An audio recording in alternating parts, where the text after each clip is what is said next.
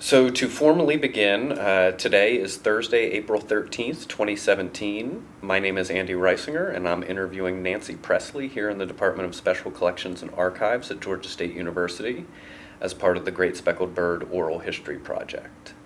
And before beginning, if I can just get your verbal confirmation and consent to be recorded. Yes. So let's start. Oh, yeah. I was just going to add, I'm Nancy Presley now, but I was Nancy Jones when I was on the Great Speckled Bird, and that's what would be the name of the staff box Okay. for me. Fantastic. Yes, thank you for clarifying that. So if we can start at the beginning, if you can describe when and where you were born. I was born and raised in Albany, Georgia, and graduated from high school from there. Went to several different colleges, wound up at Emory at Oxford, and then started at Emory in my junior year. And that's where I began to meet bird people and got involved with the Great Speckled Bird. Okay. I was a student at Emory. And what was your exact date of birth? October 18th, 1947. Okay. Oh, so a big year for you this year. Yep. Yeah, I'm a boomer. I'm an early boomer. Mm-hmm. I'm one of the boomers. Yeah. They had to keep building schools, larger the year before I got to every school. And so you're from Albany. Mm-hmm. Can you discuss your family's background and particularly their connections here in the South? Okay, I'm from the South on all sides except my paternal grandmother, who's from Philadelphia. So I date back to Confederates in all directions. My mother's people were farmers in North Georgia, Henry County. My father's people were Virginians in an area of Virginia that became West Virginia.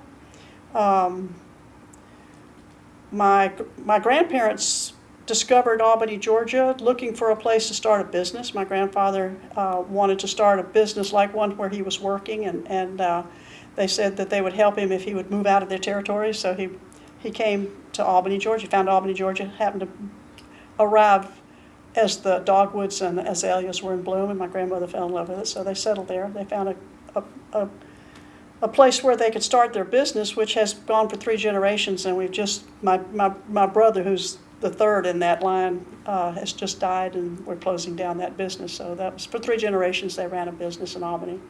So my father was the second, junior, and so we were what you might call semi-prosperous. They could send me to Emory.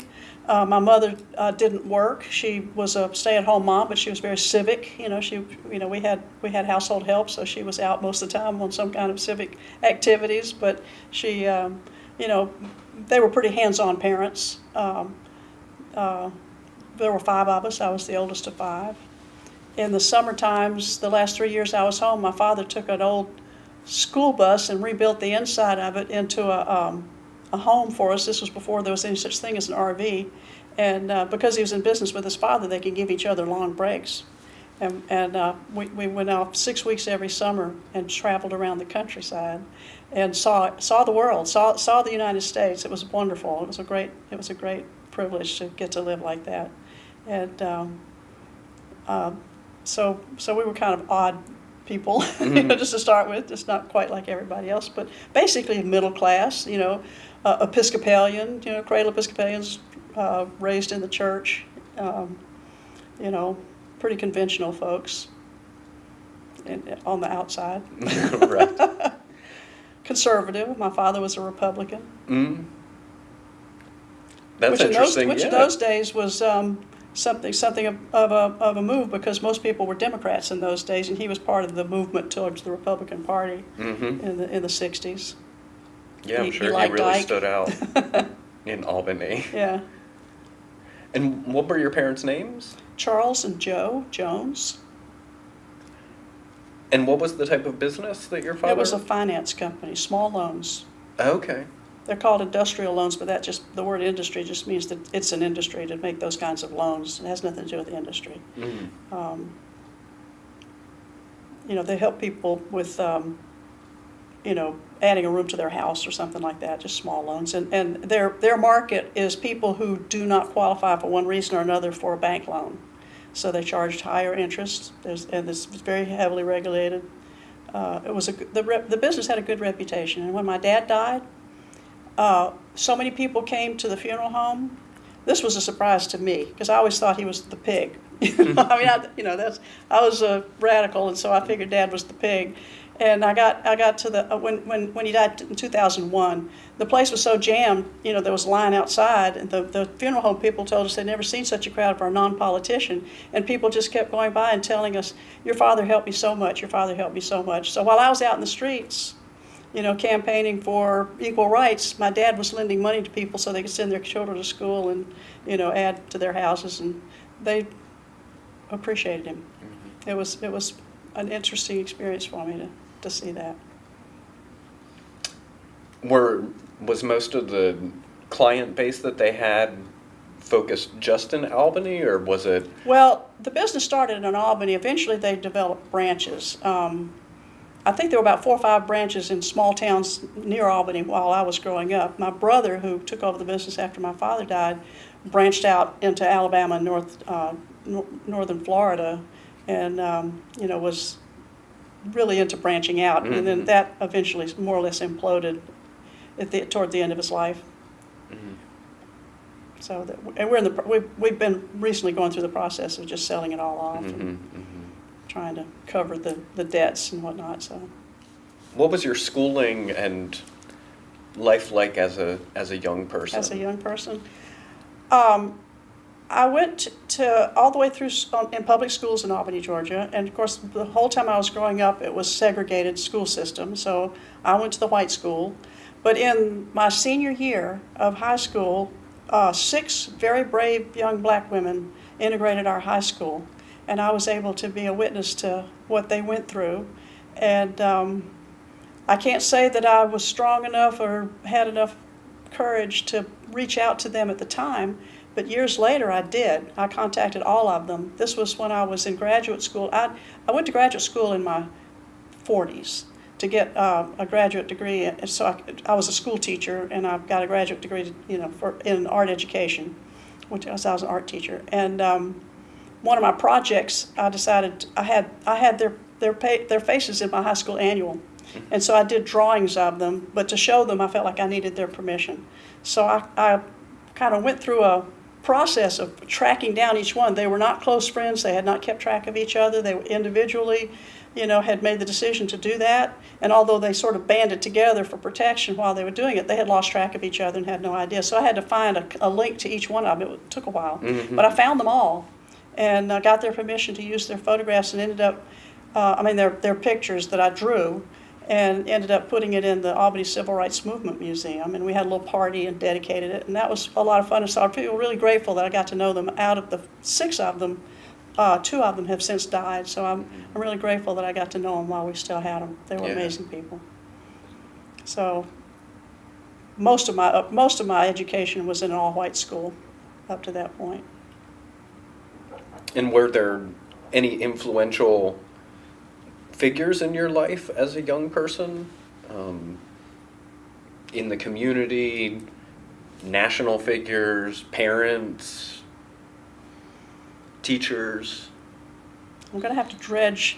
I feel like I was pretty gently raised. I think my parents were good people, and I think that the people that they hung out with were good people, some of whom I still know, because my mother, I'm back in my hometown with my mother and taking care of her in her old age, and I still know her friends, and they're very fine people. I'm grateful to have known people they've known me since my grandparents, that we go back that far. That's unusual these days. Yes. My mother has 2 social groups that she's involved with. One is a group that she had a bridge club, and it's got narrowed down now to 2 people. Mm-hmm. but they were meeting for a while. They still met every day on Thursday. And then she has a Monday night coffee group. It started out a coffee group. It's become a cocktail group. Good for them. As time has rocked along.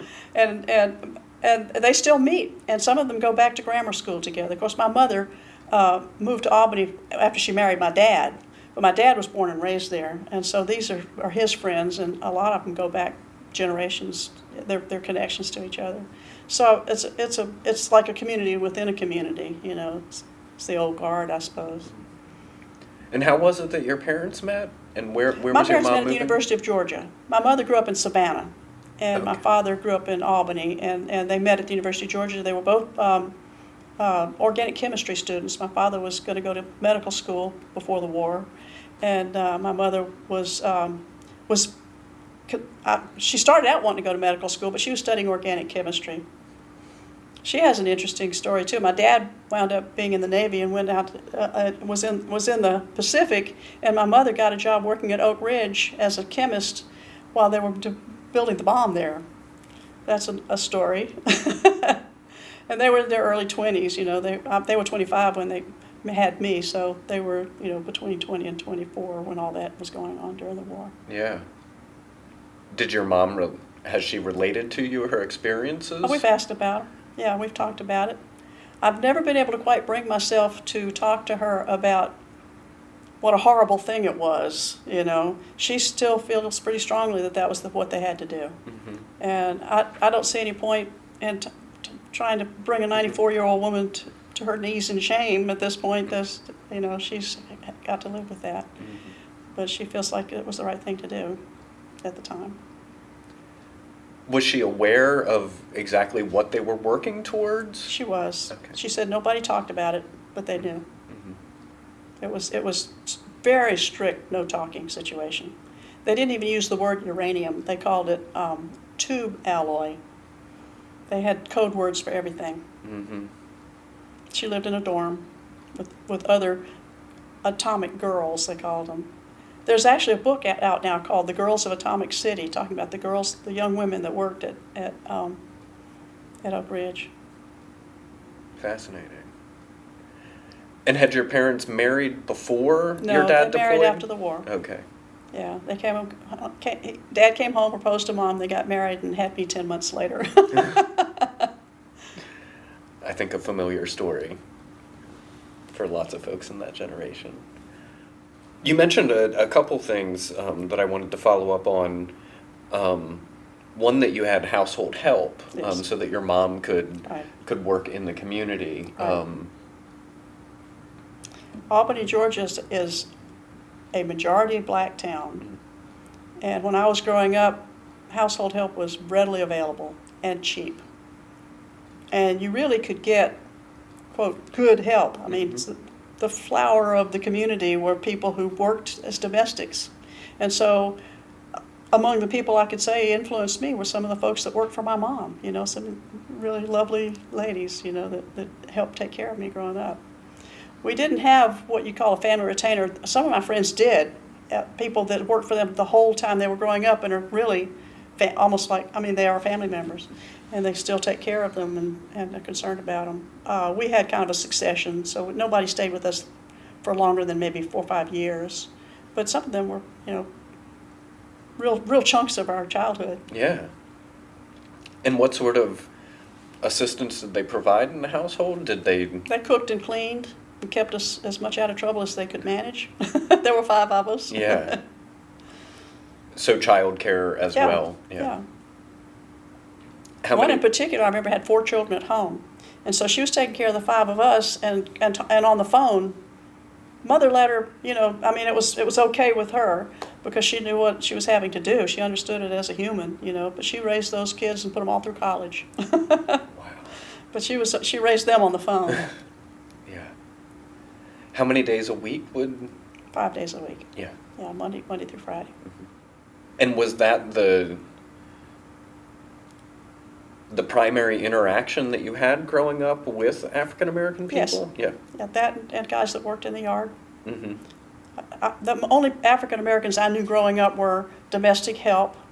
I can't really think of any others that I could say that I knew. Now my dad, because he was involved, because he lent money, it turns out, I didn't know it growing up, but a lot of the leaders of the community knew Dad on a business level. And that was part of, so when I did start getting to know people, the fact that I was his daughter was not a bad thing for me. Mm. I have friends to this day, you know, who you know, appreciate that they knew my dad. Yeah. Toward the end of his life, my dad got involved in a prayer group, and one of the people in the prayer group was the head of the art department at Albany State, which was a historically black university, and the group sort of dwindled down to the two of them. And I think Tuesday morning they would get together and talk, and they just loved each other. They just had such a wonderful friendship, and the head of the music department is still alive, and he's also a good family friend. He's a delightful person, and I'm grateful to be friends with folks like that, longtime educators. And I'm making an assumption here. You mentioned that you were raised Episcopalian from Right. the cradle. Mm-hmm. I'm guessing that this fellow member of the two-person prayer group wasn't part of the church. Yes. Your church. Yes, when I was growing up, we had a white church and a black church. Mm-hmm. And then several branches developed. We had two other churches that were quote white churches that developed, and then the black church was flooded, and the people in that church fanned out and went into the various white churches and just became members of those communities, and the diocese decided not to rebuild the black church, and so they just integrated sort of organically like that. But I'm going to go back further. Yeah. Back when integration was a huge issue, which would be in the early 60s. Martin Luther King, by the way, came to Albany. There's a whole story I was about gonna Martin ask Luther King what coming you to Albany. I was a remember. teenager for all that. I Mhm. didn't know much of what was going on, except that it was just in the news, and. But at one point, a group of people came to integrate St. Paul's, which was the church I grew up in, and I remember there were people that were standing in the door to stop them, and the minister at that time was an Irishman, Father Daunt, and he came up and he said, "This is God's house," and it was not going to be done that way. And so the St. Paul's integrated early on. That group of people didn't actually become, members of the church. They just were trying to make a point. Mm-hmm. But from then on, there was never any attempt to stop people from coming into those churches because of their color. And what year do you think that was around? That was probably in the early 60s, maybe one or two. I can't really name a date. I was still a child, or a young teenager at that point. I don't know exactly when that was. But when the flood happened, let's see, the flood was in 94. So is that right? I think there was an earlier flood. I can't, I'll have to check the dates on that. I mean, there was definitely a flood in 94, but it seemed to me like the St. John's had fanned out into the other churches before 94, but I'm not sure about that. Mm-hmm. I'd have to go back and check on that. And the priest who opened the doors, you said he was an Irishman. Mm-hmm. Born and raised in Ireland? Yes, he was an Irishman, Okay. with a lovely brogue. Yeah. So an outsider to Yes, Albany. not from around here. Yeah. Do you know if he faced any Repercussions pushback from that? or? I'm trying to remember if there was a brick thrown in his window or not. There were bricks thrown, but I don't remember if there were. He had a daughter that was my age, so we were pretty good family friends. And I don't think if there were repercussions, I didn't hear about it. I'm sure that there were some. I imagine there were people that pulled out, and stopped paying tithes and stuff like that. But I can't answer that question. Mm-hmm. I can ask around, but it's a good question. And when Dr. King came to Albany and was leading the movement, and notoriously it was largely a failure. Depends on how you measure things. Yeah. We'll speak about that a little bit. Well, again, I was a child when it happened, so I didn't really participate. I was sort of kept away from all that. We had one interesting experience. I told you that we traveled in the summer times. Those last 3 summers I was home, we traveled, and one point we were in Canada somewhere, and we were walking down the street, and we passed a TV store, and they had all these TVs in the windows, all of them on, and every one of them was on to a channel where they were taping, or they were showing people walking around from the courthouse in front of my father's plate glass window to the alley where they were going to be put into the jail. And my father was sitting there watching the plate glass window going, please don't break my plate glass window. That was my memory of what it looked like, because that was the only time I ever actually saw anything as it happened. And they didn't break his window. But people were in the front of the courthouse. You had to go around the block to get to the back of the courthouse, so they were trooping them around that way. But people came and prayed in front of the courthouse and this sort of thing. I only know these things from pictures and from stories. I never actually saw any of that. But I know the streets well. I know where Mount Zion Church was. I know where they marched up the street. I know where the post office that was also those days the Federal Judicial Building. I know where the history happened. Very well, because that's my hometown. But I wasn't there when all those things happened. And you said, depending on perspective, you can evaluate the success of the movement. The success of it? I'm not sure. Well, in my understanding, the Albany movement started before Martin Luther King came. Mm-hmm. And there are people, I think, who believe that I don't think anybody is sorry that he came, but I think they felt like he sort of, swept it off its original focus. And so possibly what he set out to do, he didn't do. I know that you probably know the history of all that they put him in jail, and I believe the editor of the paper bailed him out, but that may be a rumor. I'm pretty sure someone bailed him out anonymously, but it was to keep it from becoming an issue, because they thought him in jail was more of a was going to bring the news down and that sort of stuff. We all thought it was the editor of the paper. I don't know how I know that, but he was perfectly capable of doing that.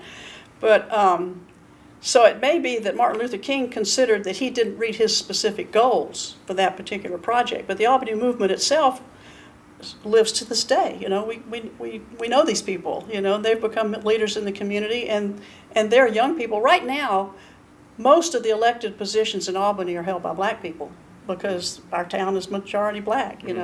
And most of the administrators of most of the not federal, but government functions are run by black people. It's a black-run town for the most part.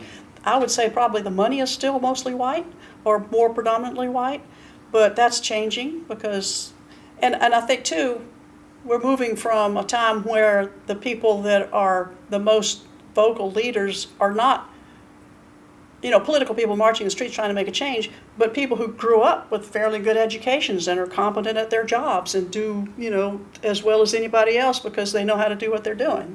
They're professionals. Mm-hmm. And so we're moving into an era where we're comfortable with that. Yeah.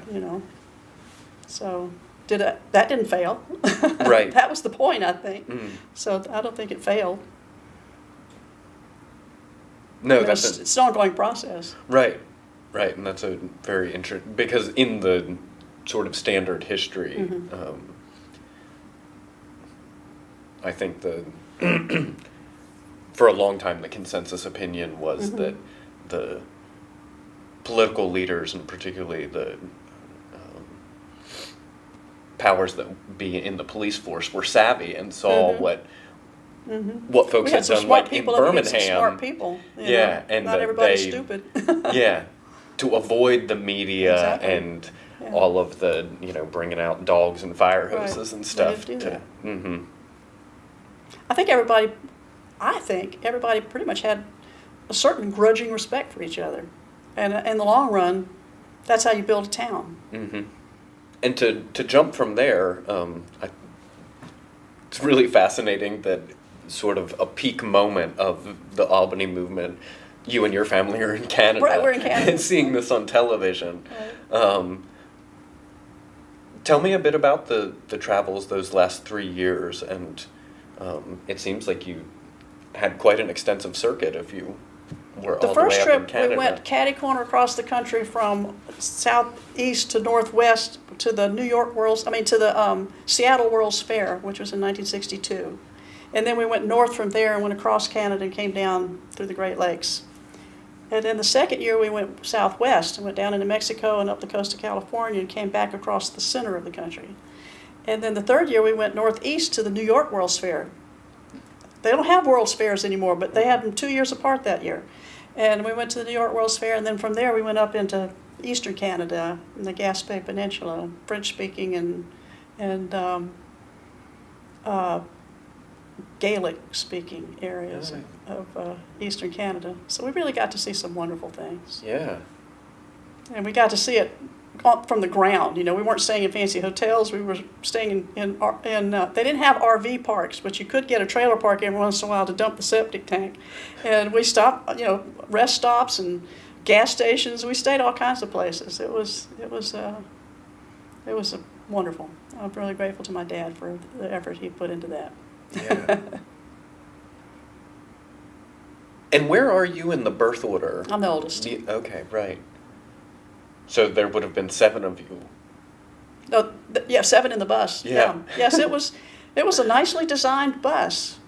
It really was. It was well figured out. He did a lot of. Dad was kind of an amateur engineer at that level. He did a nice job at that. We had things that turned into other things. The tables turned into beds. The couch turned into beds. You know, we had a day configuration and a night configuration, and everybody had their chores. He was in the Navy, so he knew how to make stuff work like that. Yeah. So what effect do you think that had on your thinking or your worldview, just being exposed to that much of the country, different people you would have encountered? My father, I think, considered himself and wanted to be a very conventional person, but I think he actually was not.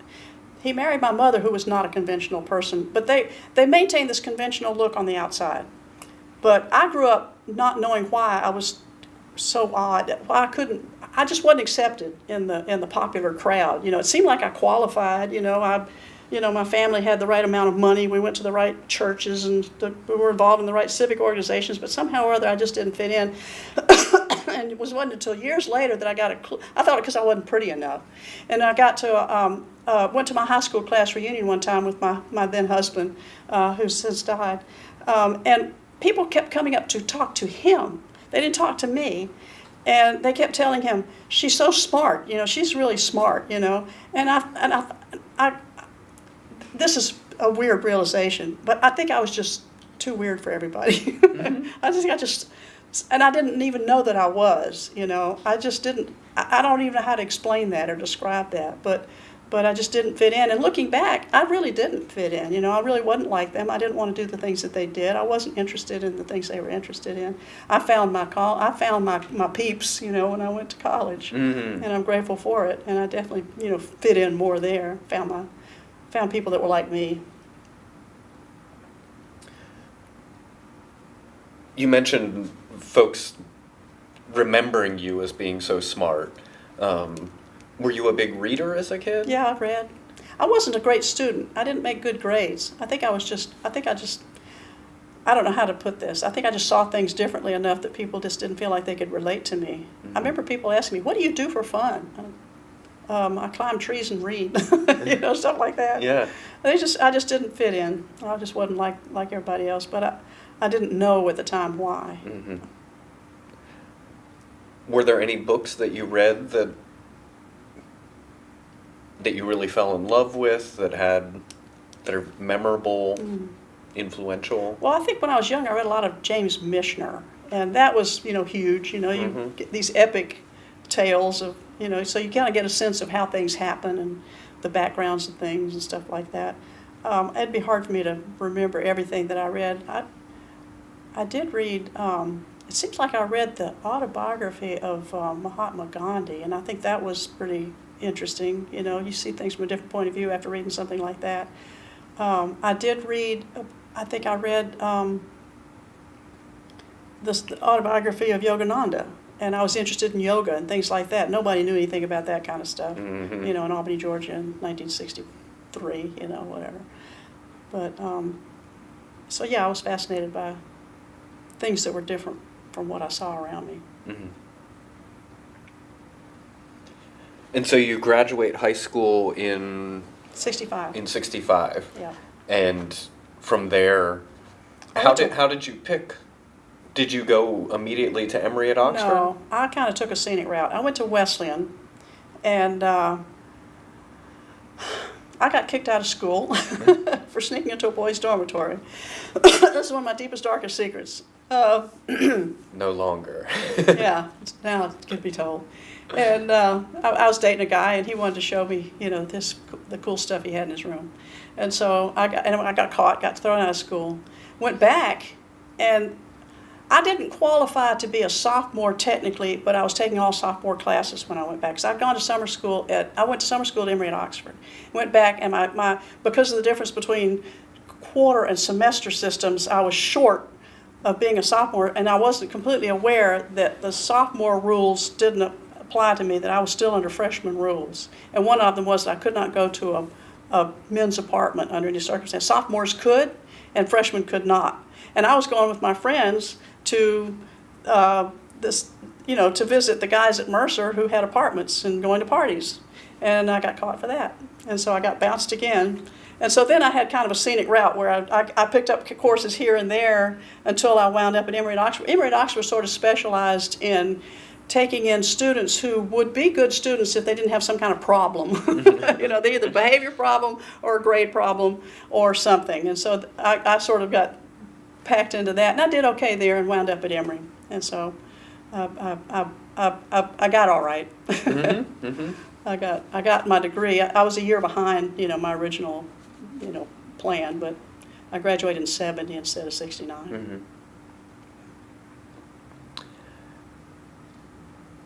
And what were your college years like? Let's see.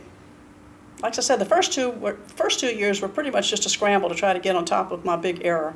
I was actually in line to go do my junior year abroad when I was at it, so I lost that, Mm-hmm. But by the time, the very first thing that happened when I got to Emory at Oxford, that's when I was first exposed to what you might call a counterculture, and I was very interested in that. I thought those were the coolest people. I remember asking somebody, I said, "How do you know how to be this way? What's the clue to these people?" And this guy goes, "Go to the record store and buy the Doors first album, the Jimi Hendrix Experience, and I can't remember what the third one was, but along those lines, and then you'll know." So I think it was Surrealistic Pillow. So anyway, by the Jefferson Airplane. So I thought those were cool people. Oh, there's a whole big story. There was a little town near Emory. Emory Oxford's in a small town in Covington, outside Atlanta, about 60 miles east of Atlanta. And there was another small town called Social Circle. And a woman came to our dormitory, and she had gone to Social Circle from I don't know where she was from, but she was already involved in some kind of organization. I don't remember what it was. That she had gone to work as a school teacher in the Social Circle elementary school and found the conditions there to be appalling for the black students. She taught in a black school. And so she was involved in so the black students were going to boycott the schools and the town, and it was going to be this big boycott. And so what they wanted students from Emory and Oxford to come to Social Circle and teach the kids in a boycott school. They were going to have a school for the kids that were boycotting the school system. And she gathered up, everybody was just like, "Oh yeah, man, this is fascinating." And so we drove over there. I remember driving over there, I was driving my car, and I had an Oxford sticker on the back of my car, and one of my friends was in the back scraping the sticker off, because if we got caught, there, it was going to be scary. She said, your lives are in danger. So we went there, and the first thing we did was we went to a house where we inventoried books, and people from all over the country had sent books. And they were just this really random bunch of very old school books. But we sorted them into categories, because the school was going to do work from these books. And so that was the only time I actually went. But we got to know some of the people, the organizers, lovely people. And it was we sang songs, we got kind of into that scene and just felt like we were part of something important. And then we went back, and it turns out something happened. There was a big bust of some kind. We saw on TV people we knew being thrown into paddy wagons. At one point we saw this young woman that we had been very fond of thrown into the paddy wagon, and a tear gas grenade thrown in after her and the door shut. This is a radicalizing experience, just to see that and know the person. And so the school didn't happen. That whole thing got shut down. We were told not to come by the people that we were working with, not to come. It's too dangerous. So that was a pretty intense and radicalizing experience for me. Story about my dad. My parents came up to visit, and I said, "Oh, I've got to go to a meeting. I'll meet you at this and such time, this such a place." And my dad said, "What kind of meeting?" I said, "I'll tell you about it when I get back." So while I'm at the meeting, Dad has been seeing signs around campus and figuring out a little bit about what's going on. So he goes to a gas station nearby, and he says, "What do you know about, what's going on over at Emory at Oxford with those students, trying to figure out what the local attitude was." And the guy says, "Oh, we got them taken care of. Don't worry about that." And he took him into a back room and showed him an arsenal of guns. So my dad was pretty freaked out when he came back to the school. And he said, "Don't do this." And I said, "I'm doing this, too bad." So there's an experience from the Deep South during the 60s for you. On that point, what were your parents' responses, reactions, first to when you were expelled from Wesleyan? Well, when I was expelled from Wesleyan, I had to hide at home. I didn't go out. Nobody was supposed to know, and so it was this big thing. And I wound up in the hospital with a peptic ulcer because the stress. And the doctor told my family, he says, "I don't know what's going on, but whatever it is, you guys need to let up." So it was like that. But once I got back on track, I think my relationship with him was pretty good. But one of my father's closest friends was a man who had come to Albany through the Air Force. There's an Air Force base there, and he had married a local girl who happened to be somebody my mother grew up with, close friends, and my dad grew up with, And so this guy was one of his best friends, Smitty. And Smitty, obviously, he was the liberal Democrat from Maine, right? So he and Dad, used to have coffee and discuss politics ad nauseum. And Smitty told Dad, who told his daughter, who's my best friend, and who told me, that my dad said, if I were her age, I'd be doing what she's doing. So underneath his disapproval, he approved of me, and I knew it. So it was okay. It was hard, It scared, of course, he was terrified, Yeah. It scared him. So he had the reins on, but I think he basically thought that I was doing the right thing underneath it all. And your mother? We have a joke about my parents. It wasn't until long after we all grew up that we found out that my mother had been quietly voting Democrat next to my father when he was voting Republican. So she just canceled out his vote every election. And we back when they had those little beanie babies, I got a beanie baby that was an elephant and a donkey, and they put it up on the mantelpiece, all snuggled up and cuddled together. So she was with me all the whole time, but she couldn't say.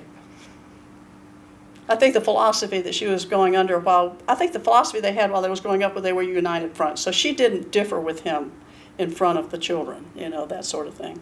It wasn't until she kind of came out on her own that we started.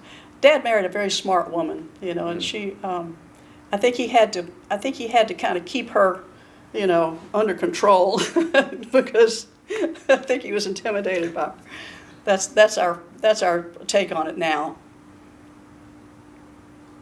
Those were times. The patriarchy was pretty strong in those days. Yeah.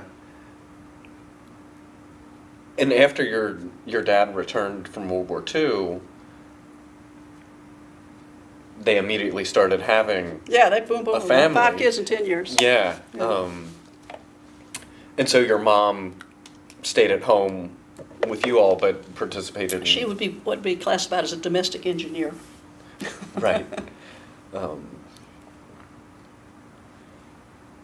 How do you think that she adapted to that or felt I asked about her that? one time, like my dad was supposed to go to medical school, and when he came back, it was so competitive because everybody was coming back from the war, everybody that wanted to go to medical school wanted to go to medical school all at one time, so it was extremely competitive. And Dad's grades were not quite good enough at one point to move to the next. I think he did the first year, and he wasn't able to move into the second year, and they got pregnant with me almost immediately. So that was it. So he moved back and went into business with his dad. And I asked my mom, her father was a doctor, and she loves doctors, and she thought doctors, were rained down. So so I said, were you disappointed that Dad didn't become a doctor? Was that a hardship for you? And she goes, oh, no, no. So who knows? I think it probably was. I'm just guessing. But she loved my dad a lot. They had a really good relationship, so she wasn't going to do that. She wasn't going to play that. Yeah. And do you think that her civic work... That was her outlet. She was involved in the League of Women Voters. Okay. There was another thing called the Charity League. She worked at the hospital for... When she stopped working there, she was the longest volunteer at the hospital. They have her name on a plaque because she worked volunteer. So she did volunteer work. She did things that made. She was a Woman of the Year one year. That sort of thing. Yeah. I don't know who decides who the Woman of the Year is, but she was. But kept her stimulated. Yeah.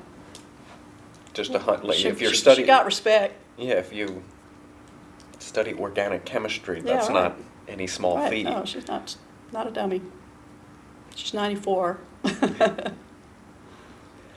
little forgetful, but she could surprise you sometimes. To be excused. 94, yeah. Yeah. So, with the experience at Wesleyan and then also at the other schools that you attended, at this time, it sounds like in loco parentis policies were breaking down. but still in force. Oh, very much in force. Yeah, very much in force. Can you speak to that a little more? In loco parentis, that was a term that I was very familiar with. Yeah, I'm pretty sure my parents sent me off to school expecting that I would be pretty much expected to, behave the way I was raised to behave, and I didn't. I just didn't. I was the biggest problem my parents had. My other brothers and sisters would behave pretty well, and did what they were supposed to do.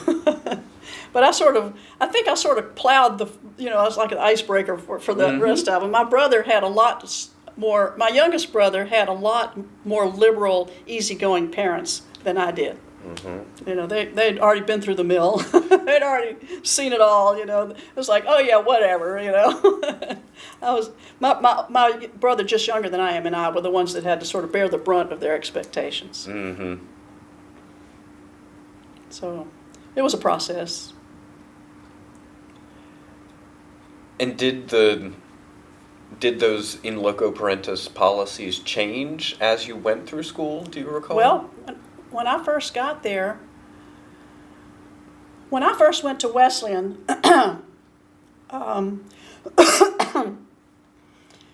if I took a drink, I could not be allowed back on campus for 24 hours. If I smoked, I had to smoke sitting down. I couldn't smoke standing up. If I had on pants, I could only be on, the original campus was shaped like this. You could be on back campus in pants, but you had to wear a skirt in front campus. But because I was in the new building, which was back behind back campus, I had to wear a wrap skirt to go down to the street to back campus, and then I could take the skirt, it's just, that's the sort of thing that the kind of rules that we had in those days. Mm-hmm. They were silly, but they were trying to keep us in line. They failed miserably with me, apparently. And were any of the schools that you attended, were they integrated by that time or during your years? Emory was. I'm trying to think I don't think there were any black students at Emory at Oxford. Not at Wesleyan. I don't think. I didn't stay at any of these schools very long. Excuse me. But no, Emory had a Black Students League. And I was friends with quite a few of those guys. This is another story. this is a story from my perspective. It'd be really hard to corroborate it from anybody else's perspective. But I had friends. I remember one time I got a cat, and it was a black cat, and I wanted to name this cat a really significant African name. And so I asked my black friends, what would you name this cat? And I was told by several people, Jomo Kenyatta. Name him for Jomo Kenyatta. So I said, okay, so my cat's name was Jomo. But I mean, I had relationships with people that we could hang together and talk about stuff. And then Stokely Carmichael came to Atlanta and spoke here and spoke there. And I remember being in a big room where, I don't remember where, but was Stokely speaking. But one of the things that he said was that there was no place in the movement for white people. And all of a sudden, there was just this major chill. And people that had been my friends were no longer my friends.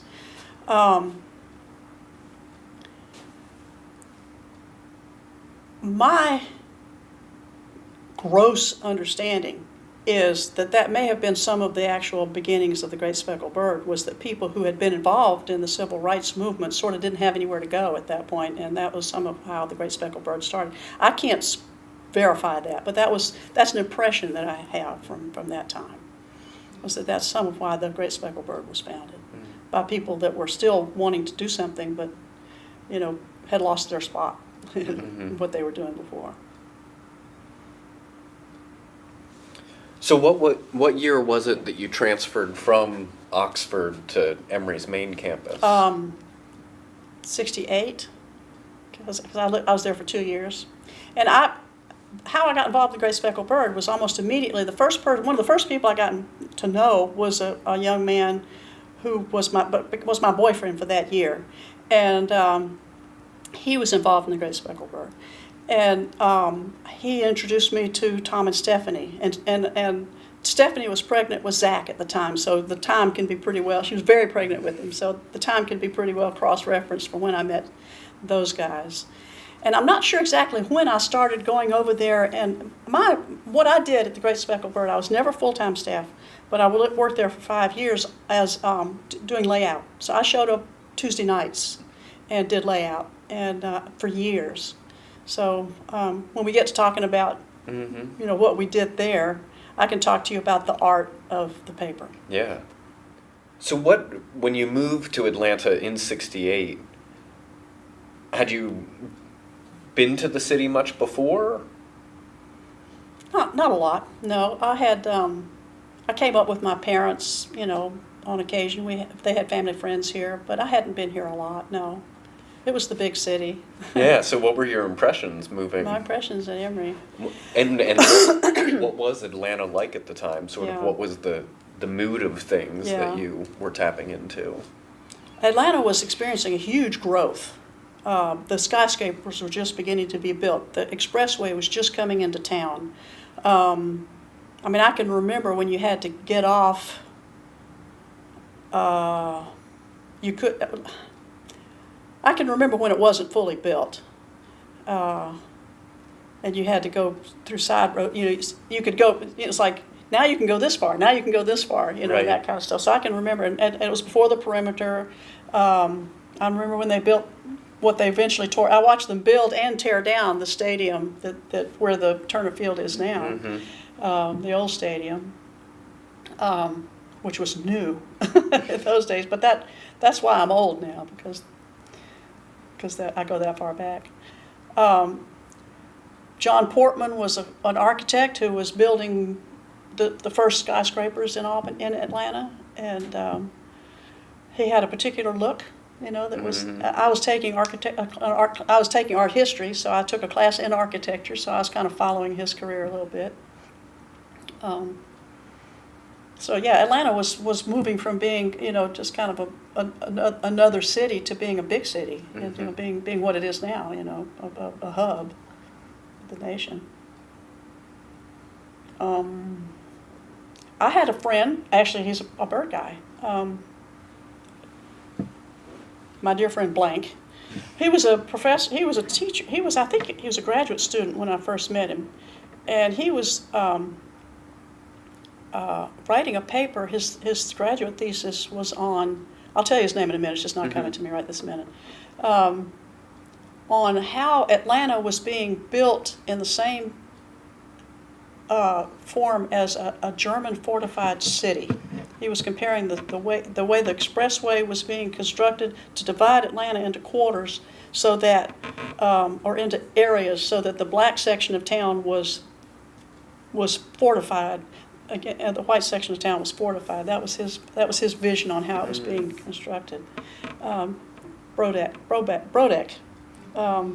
Ted. Ted Brodeck. I apologize, Yeah, Ted. yeah. I'm sorry. I just could not pull your name up for under a camera. But anyway, I thought that was fascinating. But the town was being formed and shaped, and it's at the time. Mm-hmm. Those are my impressions of Atlanta. One of the first things I got involved with was there was an SDS on campus, the Students for Democratic Society.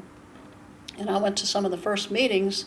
I went to one of the first meetings, and it was a large crowd of people, and I was just sitting toward the front. I had no idea what I was getting involved in, no idea. And neither did anybody else, to be honest with you. It was really a fumble. And I think Ted was one of the speakers. He was one of the ones trying to make it happen. He was a little older than I am. And somehow or other, at some point, somebody said, "We need a secretary." And I was taking notes because I wanted to be able to remember what was going on. And they said, you're taking notes. You're the secretary. And so I became the secretary. I don't remember who the president and the vice president were, or if there were one, but there came a time when I think I was the only functioning officer in the Students for Democratic. I don't remember what they did, but at one point they decided they were going to lobby to have the school open all night. The library open all night. Years later, I met one of the big-time guys from Columbia, whose name also is escaping me right now, a university, one of the original organizers of SDS. And I told him about this. He says, "The library? That's not a radical issue." What do you guys? I said, "I don't know. I was just doing what they told me to do." So it fell to me to write the letter to the editor about why we should, so I wrote this eloquent letter to the editor, and I included something about the whited sepulcher of the building and all this. So the guy who was the head, I think I got a little bit of Laurie Pritchett at this point, because the guy who was the head of the library immediately anointed me the student representative to the library, which meant I had to go to all the library meetings. Mm-hmm. And library meetings are long and boring, and they're about, nuts and bolts stuff. And I lasted maybe 3 meetings before I just decided I didn't want to do this anymore. That wasn't even interesting. So I learned my lesson. Yeah. Do your homework before you get involved in a project. That was my SDS experience. But because I was the secretary, what was that guy's name?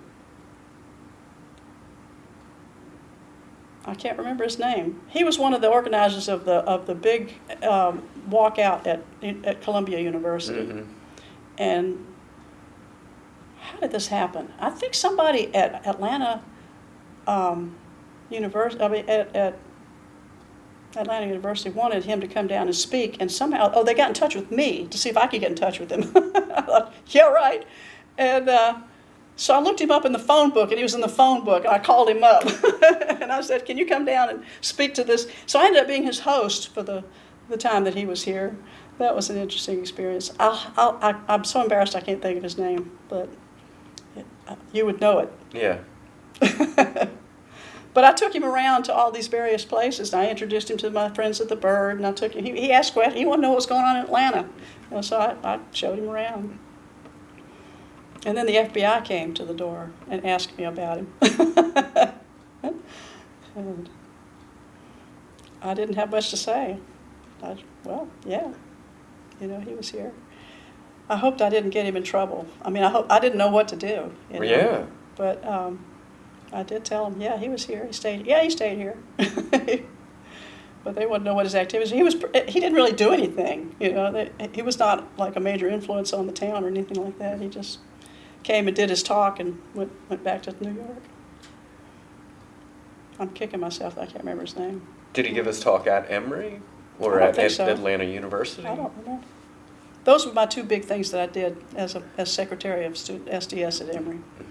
I don't even remember if we kept even having meetings. I think that my name was just stuck somewhere, and that somebody tracked me down and asked me to do that. It was not a big organization. Do you know what it was that? Paul Rudd. That's who it was. Oh, okay. Yeah. Hi, Paul. Do you know what it was that caught your attention About SDS. Yeah, in this announcement. Yeah, it seemed to be very obvious that something had to be done. Things were not right. Something had to be done. And somebody had to do it. And these people looked like they were going to do it, whatever it was. That was about it. Mm-hmm. Not very deep. Oh, the other function that I had as secretary of SDS was they brought me this piles and piles and piles of literature. And most of it was compiled by the Southern Students Organizing Committee, SSOC, which was defunct at that point, had happened before my time. I ended up knowing some of those people later, but at the time I didn't know them. But they had written all these pamphlets, and there were these piles and piles of pamphlets. And not knowing what else to do with them, I organized them into categories and got them on shelves and stacked them up. And I read them. Mm-hmm. So they were good. People had done their homework. These were basically civil rights workers, people who had come into towns to do organizing projects and had written up what they had done. So I guess that was I was wanting to educate myself as to what it was all about, but that was what the Southern Students Organizing Committee had done. But they sort of folded into SDS in some kind of way, but I think that at that point, I think the ones that I knew at the Great Speckled Bird that were old SSOC people were not that much involved in SDS at that point. They were busy with the bird. Mm-hmm.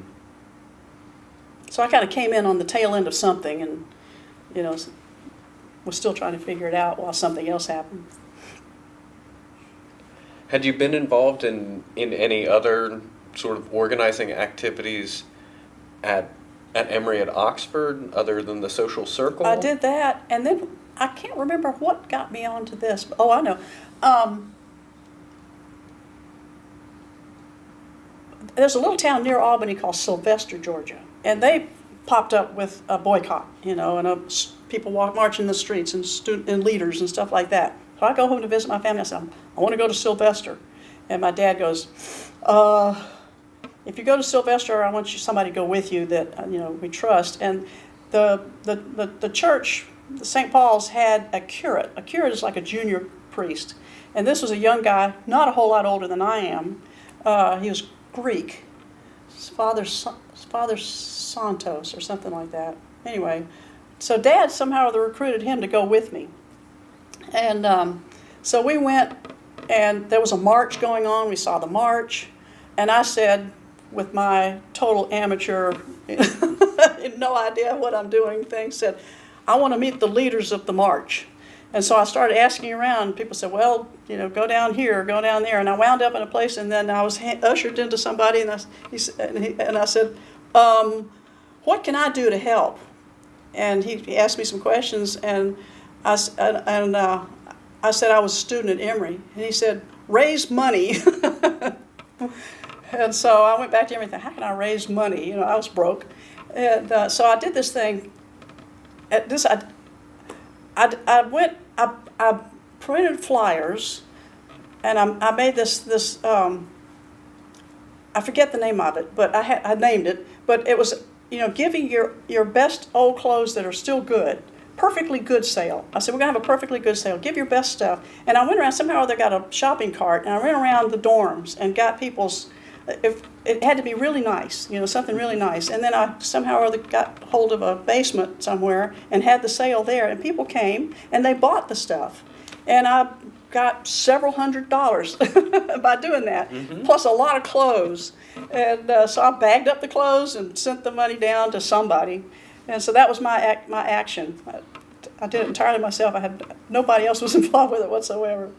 I was not involved. It was not a SDS action or anything. It was just something. It was an interesting experience for me. And I guess another thing that during that time was I went down to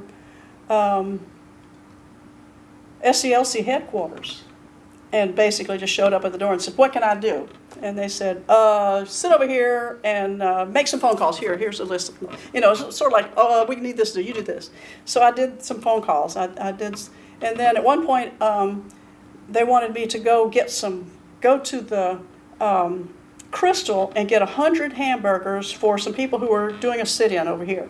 And so I went to the Crystal, and it's lunchtime, downtown Atlanta, Crystal, and said, I want 100 hamburgers. And everybody just looks at each other like, what? You know, you got to be kidding, lady. And I said, well, I can help. And they said, okay. So I went behind the counter and put the hamburgers together and put them in bags and got out of there with them. So that you can't do that sort of thing anymore. I mean, people just wouldn't let you do that. But, they couldn't think of any reason why not, Mm-hmm. So we got it done. And I think another time I hauled chairs in the back of my car from one place to another, just little odd jobs like that. And that was just a short period that I did that. I got involved in other stuff. But those are, things that pop up. Those are radicalizing events, things. And I did spend the day in the office with Hosea Williams and his girlfriend, who was an interesting person who had a huge afro out to here. And so I hung with them, for a day. And they were pretty cool, Yeah. So that was my experience. This was after Martin Luther King had died, obviously.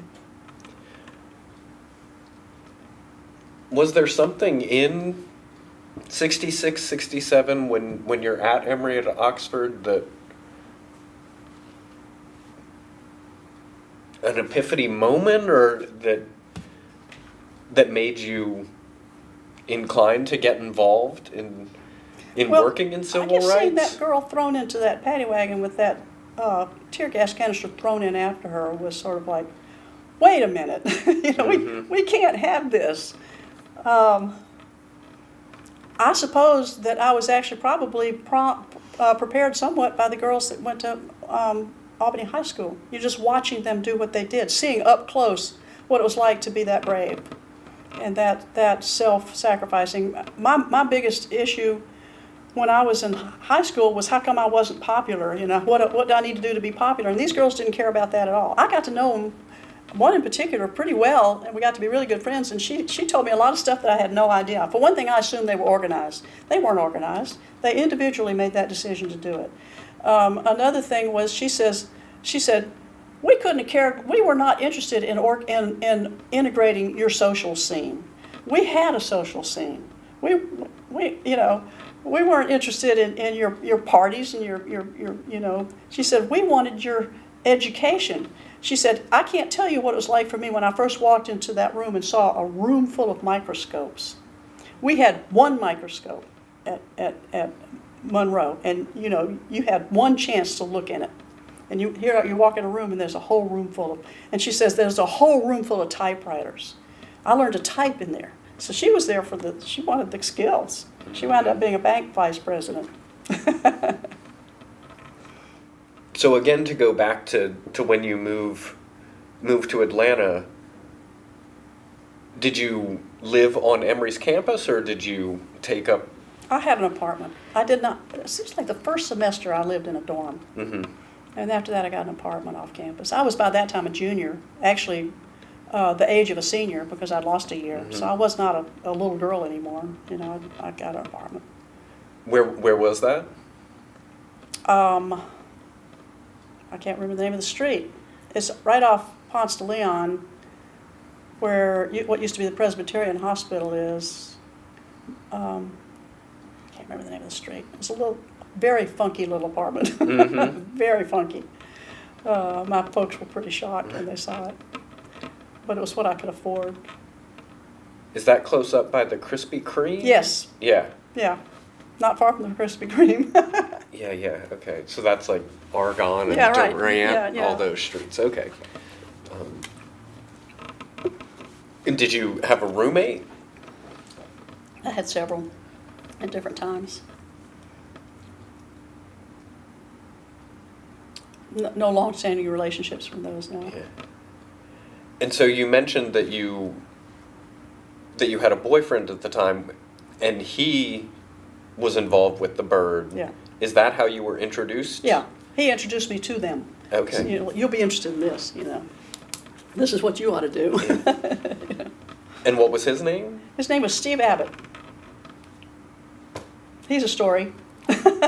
Yeah. He's quite a story, yeah. Yeah, I've read his daughter's There you go. biography of him. Yeah. Or an autobiography of herself and him. Yeah, I was his girlfriend just before Barbara. He left me for Barbara. I knew them both pretty well. Yeah. Wow, that's fascinating.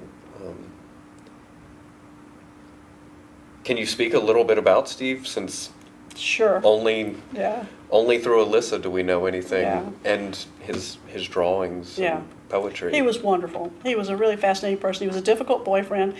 Well, the truth was he was gay, and he hadn't really quite, he never lied to me about it. He told me that he was, but he thought he was bisexual. I mean, he was, functionally bisexual, but he went on from there, and then he married Barbara, but he went on from there to being, exclusively gay. And I think that I don't think he was ever going to be happy in a relationship, in a monogamous relationship with a woman, and that's what I wanted. That was the issue. Gosh, we're getting into personal stuff now. Barbara had a more open mind than I did about open relationships. Mm-hmm. That's my understanding. Plus, she's drop dead gorgeous. she was quite a character. I didn't stand a chance. But anyway, we had a good relationship. I think we had a lot of respect for each other. We continued to be friends forever. Mm-hmm. I went to see him in San Francisco one time years later. We continued to correspond. I still have some of his stuff. We lost some in the flood. I regret. I really wish, now that I know Alicia, I wish I could send her some of the stuff that I used to have, because I had some pretty cool stuff that he did. Yeah. I did send her an envelope of things that I had. He was a fascinating and one-of-a-kind human being. He really was. And he was very deep and intense and deeply thoughtful. He had demons that were very hard. But he was a really decent human being. And he really believed in doing the right thing. He really wanted to do the right thing. When I met him, he was under indictment for draft evasion, because he had gone to his induction ceremony, and when they told you to step forward, he refused to step forward. And he had been a Jesuit monk before he came to Emory, or a novitiate, I guess. I don't think he ever was fully. And so he felt like that his religion, because of his religion, and he didn't they don't classify that. I mean, if he'd been a Quaker, he would have got a clean belt, but being a Jesuit monk apparently didn't fit into the category. And so he was, the whole time I was with him, he was under that cloud of having that hanging over him, that he could go to jail at any time. Mm. And I think what happened, and I think it just kind of fizzled out because the war ended, and I think all those things just stopped being a big deal to the government. I don't know formally what happened. But he was also the student body president at Emory at the time. And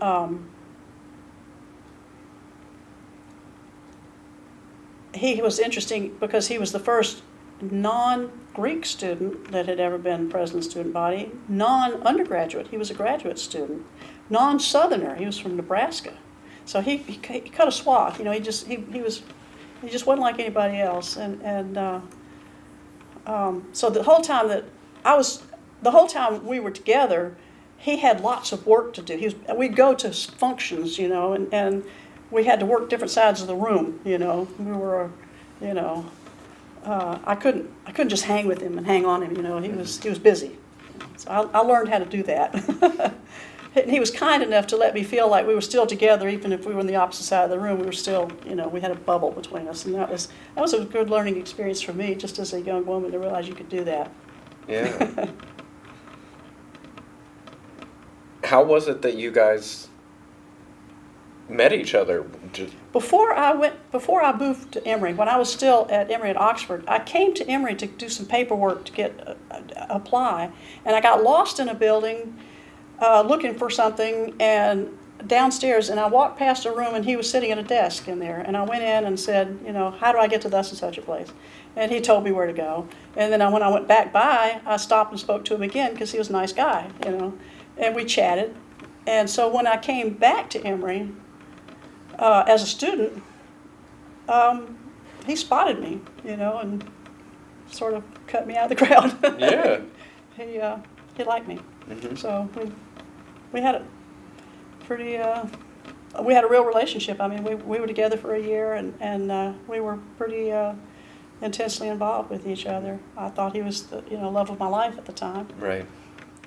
And so you come to Emory in '68, in the fall of '68. So the Bird had only been.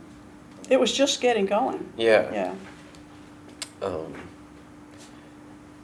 And did he take you over? I to don't a remember meeting? the first time I went over there.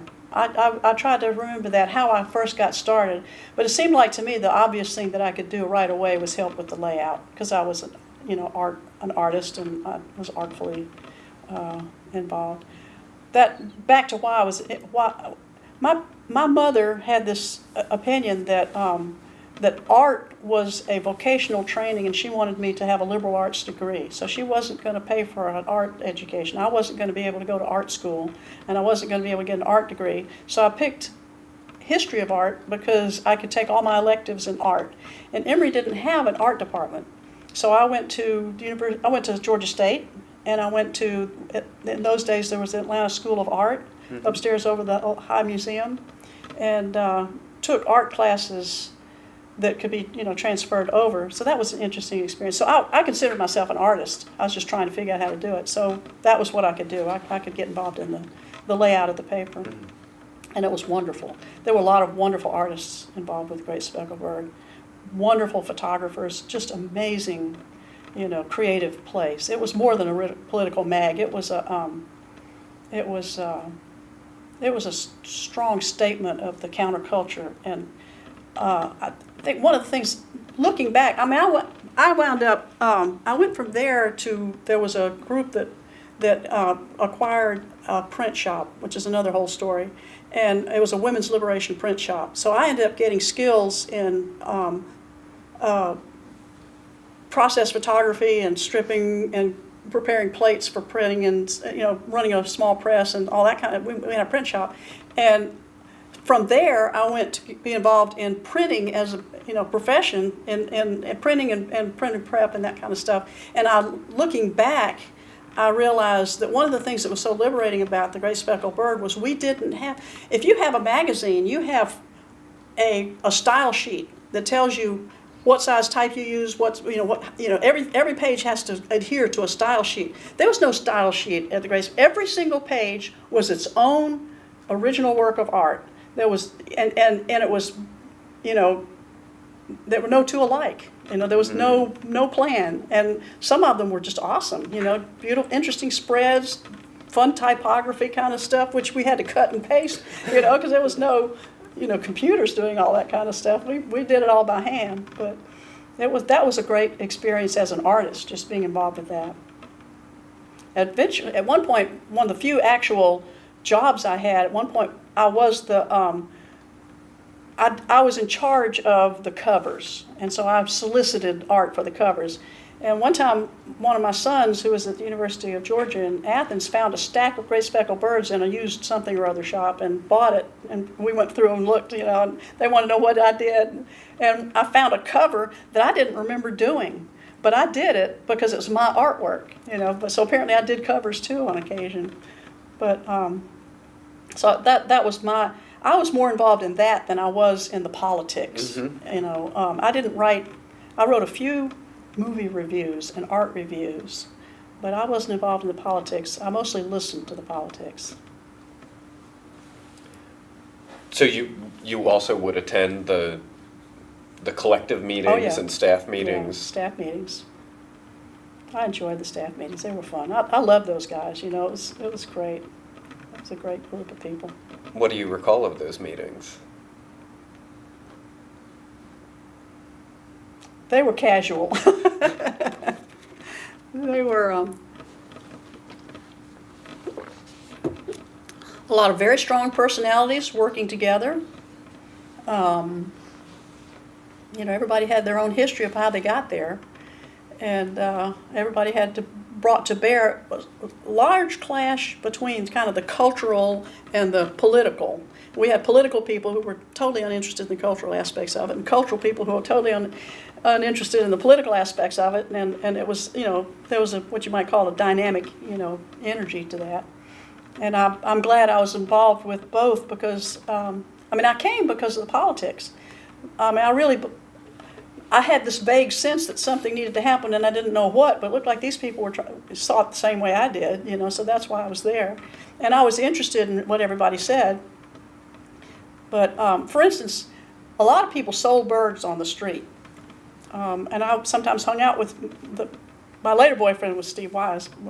Years later, when I was working at the Bird, Steve Wise was my boyfriend for a while, and I would go out and hang out with him while he was selling birds on the street.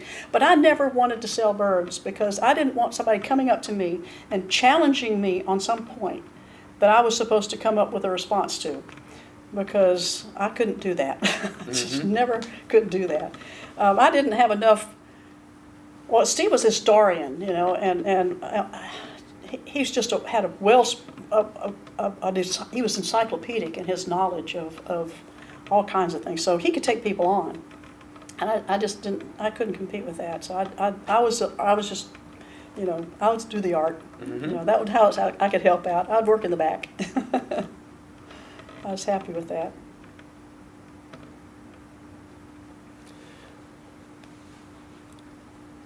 So your primary work was in layout. In layout. Had you had any prior experience doing that sort of thing? I spent one summer working for, you remember I mentioned my father's best friend? He actually had a print shop. And one summer he hired me. He had a particular large job that needed, when you do photography, you use an opaque brush and opaque out what you don't want printed. And he had this large job, a catalog, that needed a lot of opaquing. So I spent the summer doing that, but I was in the print shop, and I could see what was being done. And so I kind of had ink under my fingers, at that point, and I had a sense of under my fingernails, I meant. I had a sense of, what a working print shop did. And so it wasn't a huge leap for me to do that. I had a fairly artistic sensibility. I could tell what looked good and what didn't look good. And I was working with people that had pretty high standards for, just beauty. One of the things we talked about on the bird a lot was white space. You didn't just fill up the page. It wasn't just like a gray lady, which is what they call the New York Times. We had white space. It was important. You need to. Your eye did this. You go from here to here. It was intellectually stimulating to come up with a new idea every page. Yeah. So it was fun, and it was artful. And who did you work with most in layout? Gosh, we're talking a long time ago. And we worked in different, of course, the history of what buildings we were in at different times. So we worked in different buildings, different groups of people. I think that there was a lot of coming and going in the layout. So I can't think of anybody I consistently worked with the whole time. And I'm obviously having trouble dredging up names of people who are dear to me. But I worked with, pretty much worked with the whole, if you read the staff, boxes during the years that I was there, most of those guys at some point or other did layout, at some point or another, that's what you do. I can't think of anybody Stephanie, obviously, Stephanie did everything. Stephanie's the heart and soul of the Great Speckled Bird. I'm here to testify. And I don't think anybody would argue with that. When I first started working there, I think Pam Quinn did a lot of layout. Let's see, who else did I work with? Becky Hamilton typed but did layout. Gosh. Like I said, there were so many people that came and went. I think everybody pretty much did some layout at some point or another. Did Steve Abbott do layout? No, at all? Steve never really. I don't even remember Steve coming to meetings. He turned in his cartoons. He was a cartoonist. But I don't think he ever considered himself on the staff, quite like I did. That was kind of my niche. So he introduced you, but... Yeah, he introduced me. Now, Steve and I took a little bit of a political parting of the ways early on. I mean, it was sort of like, well, you do your thing, I do mine. It wasn't a problem, but he was involved with the Socialist Workers Party, and the group that he was with had an office downstairs. I'm trying to remember the name of the youth. They had two. This was on 14th Street. There's two organizations. There was an organization and a kind of a youth organization, and I can't remember the letters for the youth organization, and he was involved with that. And the Bird people tended to call them the Trots because they were the Trotskyites, and that didn't seem cool to me, and they didn't look as cool to me as the Bird people. Bird people were really cool, and the Trots, they were less cool. And so that's the level that I was, I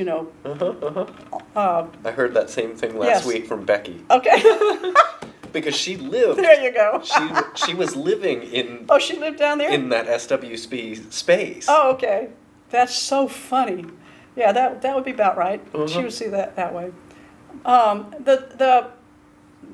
Those guys, whatever you want to call them, they were not countercultural. They were political. And so they didn't dress, they were not interested in the flower childy thing. Becky was a lovely flower child. She was beautiful, the blonde hair, and she's adorable. I love her. But I could see her feeling like, these are the squares. We're the fun people. Upstairs. Let's go up there. Yeah, I wasn't making. I was kind of flying blind. I would go where it looked like it was interesting. But I didn't have what you would call like a philosophy I didn't adhere to anything. I never have, as a matter of fact. I've kind of resisted it because it feels like once you do that, then you're sort of limited to that. And I like being able to change my mind or steer my own ship. I remember one time being in a situation where somebody says, well, what do we believe? And I thought, what do you mean, what do we believe? What do you believe? How can you say, what do we believe? So I didn't ever join, except for my brief, affair with the Students for Democratic Society. I never really joined anything. Mm-hmm. I never became a part of some group. The Sojourner Truth Press was a women's liberation group. But we didn't sit down and have meetings and figure out what our strategy was or come up. We weren't like following the teachings of so-and-so or anything like that. I just sort of resisted that sort of thing.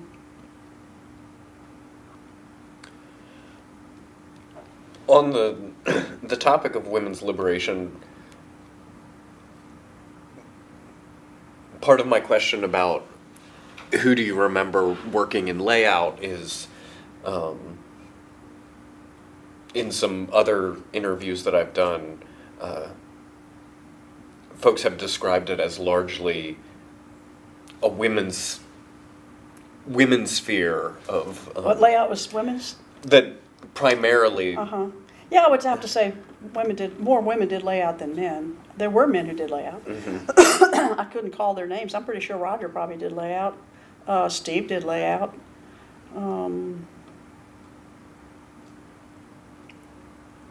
I can't remember the name of the guy who designed the original headline. He'd already gone when I got there, but we met him. Steve and I took a trip out west, and we met him in Oregon someplace. I can't remember his name. The guy that invented drew the original banner. Mm. But there were lots of photographers that were, like I said, just top notch. We had wonderful stuff to work with. I mean, they were mostly guys. The photographers were guys. The layout artists were women. It did break down somewhat that way. I remember I refused to learn to type. I decided, I don't type. I don't know how to type. I'm not a typist. And so I didn't have to type because I knew if they knew I typed, I'd be typing. I didn't want to type. I wanted to do layout.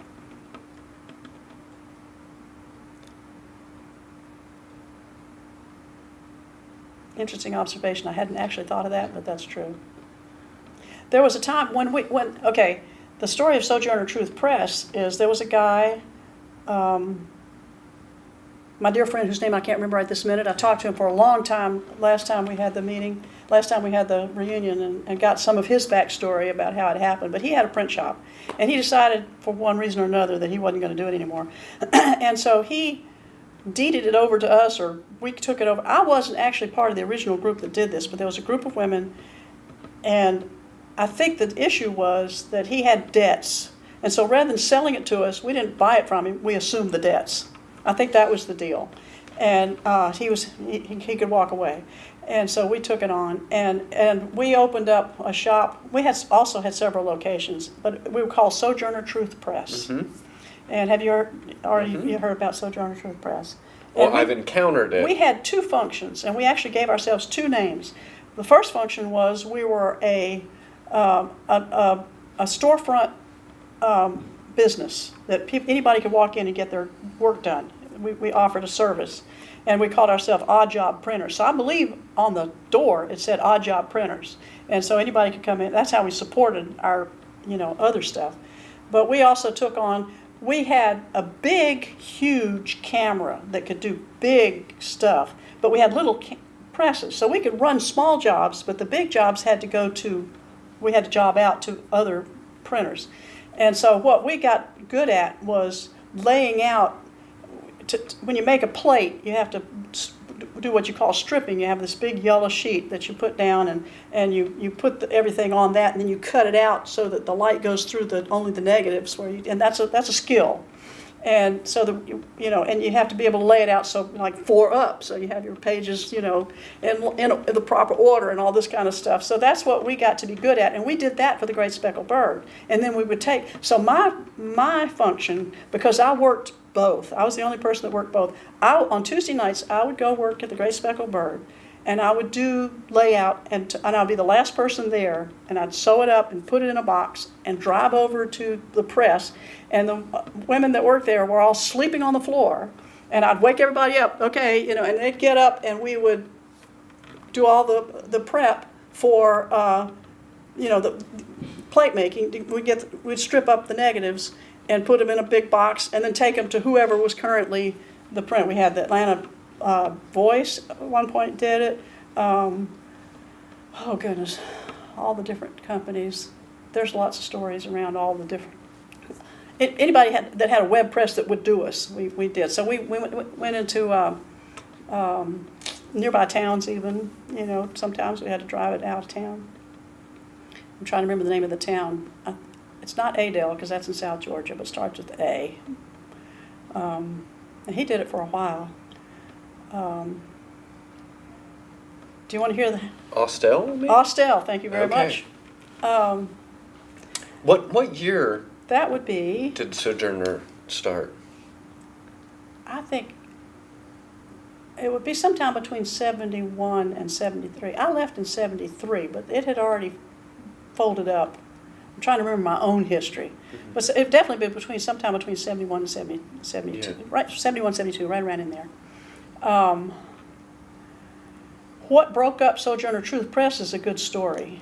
I'd like to get to that, but what brought it together? What brought it together was this group of women that took over Charlie Cushing, I think. Oh. No, it wasn't Charlie Cushing. Now, what was his name? I can't remember. I'm so sorry that I can't remember his name. But he had a print shop, and it was a movement print shop. He did progressive stuff. But he just basically signed it over to these. It was Sally Gabb and Kaufman.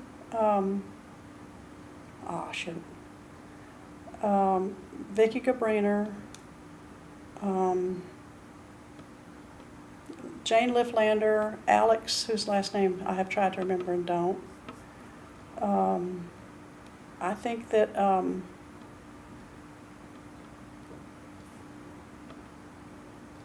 anyway, those are the ones I can remember. It was kind of somewhat of a morphing group. It didn't morph that much, but it was a morphing group. And how did you know them? They were all people that were either worked at the Bird or were peripheral to people that worked at the Bird. And also I got to know them when I went to work there. Because I wasn't, like I said, I wasn't one of the original people to put that agreement together, but I gravitated over there fairly early on. So I was there for pretty much most of it. And had you been involved in other women's liberation? We used to have consciousness-raising meetings. Mm-hmm. Great Speckle, Women from the Bird, Women in the Movement. The Bird was just kind of the center of a larger community of people that did different things. You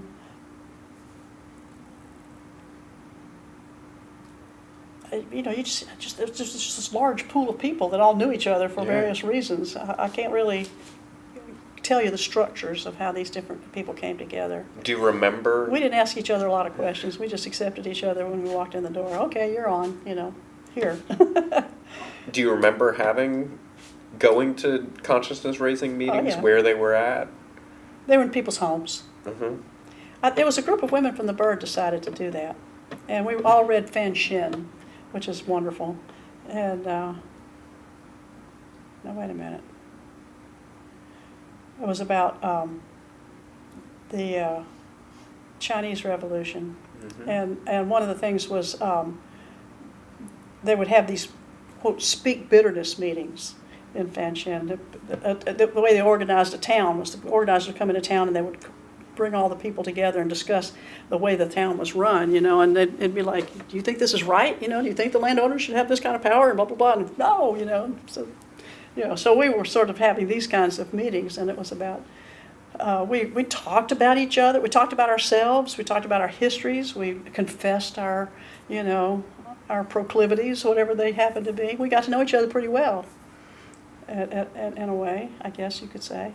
I'm not sure what came of it, but we were all trying to figure out how to extricate ourselves from, the word patriarchy wasn't used in those days, but in looking back, I could say that we were trying to break out of the patriarchal structure. But then what? You know, you can't just destroy something. You have to figure out what we are now. You know, how does this work? You know, can men and women communicate with each other and be together? There's a question of that. Some people decided, no, hell no. You know, the pigs. You know, and some of us decided, yeah, I think we ought to be able to work it out. You know, seems like a natural thing. But so I guess we had things to go by. You know, you can read books by women that had, you know, their experiences, breaking out of their mold and whatever. I can't remember particulars very much because it was a long time ago. Mm-hmm. I can remember being there. Yeah. I can remember my friends. Yeah. Solidified. Yeah, I think it made us fonder of one another, so that we were there for each other in ways that we needed to be. And it was good. And sort of one aspect or outgrowth of that was some people coming together to form Sojourner Truth Press. Right. I wasn't the only non-lesbian in that group, but most of them were lesbians, and that was the beginning of some of that. That really gelled more after I left, but they got into the radical lesbian organizations that, you know, I have friends that were very involved with that, but that was after I left. I left in '73 to go to a place called The Farm in Tennessee. That's where I met Richard. And that's another whole story. Which I want to get to. That fascinates me. Okay. I used to get the little zine that the Really? farm put out. Yeah, Okay. back in the 90s. No kidding. Which little zine? Or maybe it was just an advertisement. I worked in the print shop there too. Okay. I helped put together most of the books that they put out during their heyday. Yeah, it was something that I encountered in Little 5 Points as a teenager, because I remember The Farm, and then there was also another place, Zendik Farm, that I think actually was a publication. Mm-hmm. We put out books mostly. Yeah. Books and advertising flyers, but the one I was probably the most important book that I was involved with was called Spiritual Midwifery, and which nowadays they say midwifery, but we said midwifery in those days. We didn't know any better, and it was about we had all our babies at home. We had a midwife crew, and we had all our babies at home, and that crew put together this pretty awesome book that still has effects, you know, in the world today.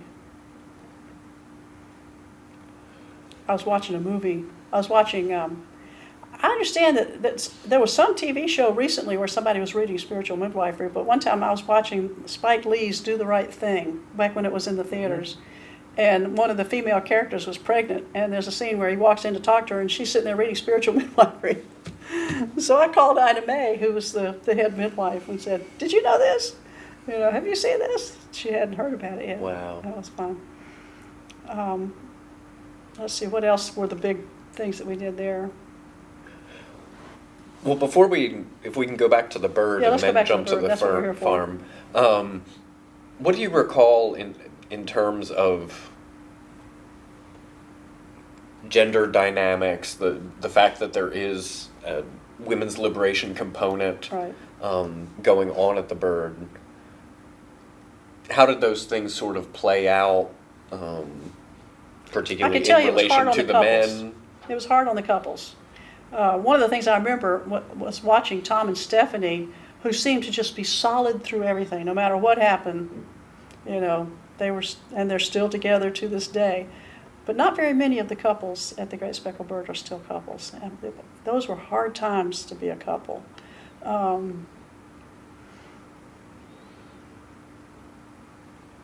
Women resented the way they'd been treated, and men either couldn't figure out how to do it or were just luckless in the wrong place at the wrong time. So gender dynamics were difficult during those times. They really were. I'm trying to remember. I remember, and I don't want to get too personal with people, but I remember one couple sort of broke up in front of everybody. And they didn't break up in front of everybody, but they made an announcement: "We are going to split up." And he made the announcement. I think they had agreed to it ahead of time, and he just said, "So we're going to split up. We're not going to be married anymore. We're getting a divorce, and we don't want anybody giving us any shit about it." I loved him forever for that. It's like, okay, So, and they're both still good friends of mine, and they both are still very much a part of the scene. Mm.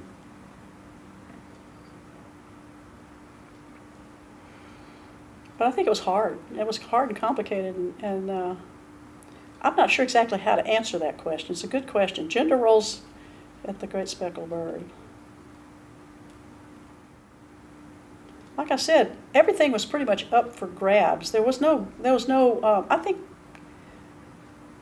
it's always that way.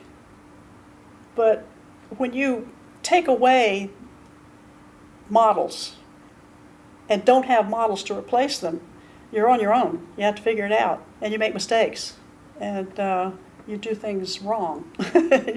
You are unkind sometimes, and I think there was a lot of that went on. I think people were not always kind to each other.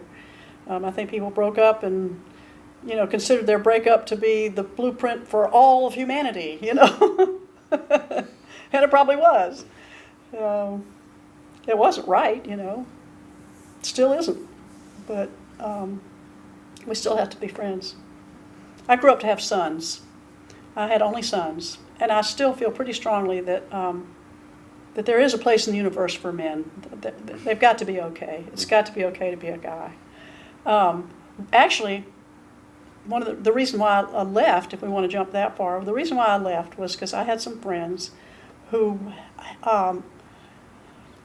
let's see, one of the people who came into the Sojourner Truth scene was a woman who had 2 little boys, and she was coming out and having a really hard time for a lot of reasons, and did not feel like she could handle raising these boys. Her little one was kind of her favorite, and the older one was troubled, had serious problems. And she said at one point that she wanted to take her ex-husband to court and force him to take this child. This was actually not true, but I found out later. But at the time, I thought that was the worst thing that could happen to a little boy who was 8, was to have his parents go to court to see who didn't get him. And I just thought that was pretty harsh, and it just didn't seem right somehow. I came from a fairly happy family, so all the angst and hard things that these people were going through, I could observe, but I had not actually experienced myself. And I just saw him as a little boy that, was obviously tripping his butt off, having a hard time. His mother didn't love him enough and was misbehaving terribly. And so I said, well, I'll take him for now and let you have some time to figure this out. And so he ended up being mine. And I ended up going to the farm because I thought that would be a better place for him. And he was horrified by the thought and made it very clear he didn't want to be there.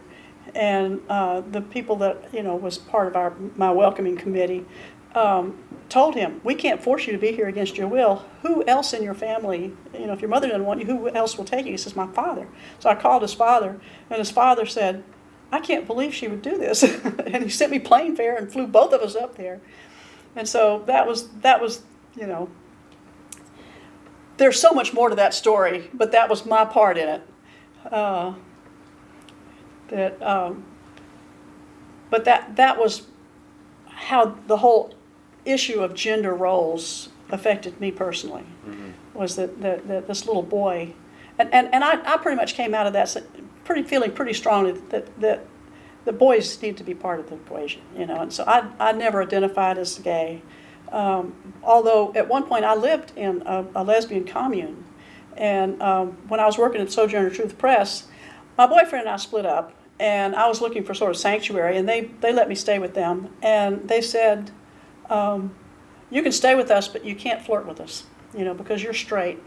You can't experiment with us. And so, oh God, we're getting into the really personal stuff. I don't want to talk about other people. Really personal stuff, other than just kind of in a general manner. That's fine. But that was the kind of thing that was going on. Was that people were trying to figure out. There was an interesting division at that point between political lesbians and real lesbians, and some of the people in my group considered that they were political lesbians because they had chosen to be lesbians because of their political stand, and yet there were real lesbians who were lesbians because they were lesbians first. And I used to joke about, we used to have this thing called a proportion wheel, which is a wheel where you could line up, and figure out how to reduce something from this big to this big and have your sides, proportional. And I said, we need a wheel that you can line up and figure out where you fit on the oppression scale, who's more oppressed, this, or this, and I think that the political lesbians felt like that the real lesbians outranked them as being more oppressed because they had gone through it, personally, whereas the political lesbians had made a political decision. And so I hope I'm not stomping on anybody's, strongly held beliefs, but that's kind of where it looked like from where I stood. And I was accepted as a friend and treated very well, and I loved those guys, and I don't have any quarrel with them, but we did differ on whether it was worth it to try to figure out about guys. So I went my way. What was the lesbian commune that you lived in? Mm-hmm.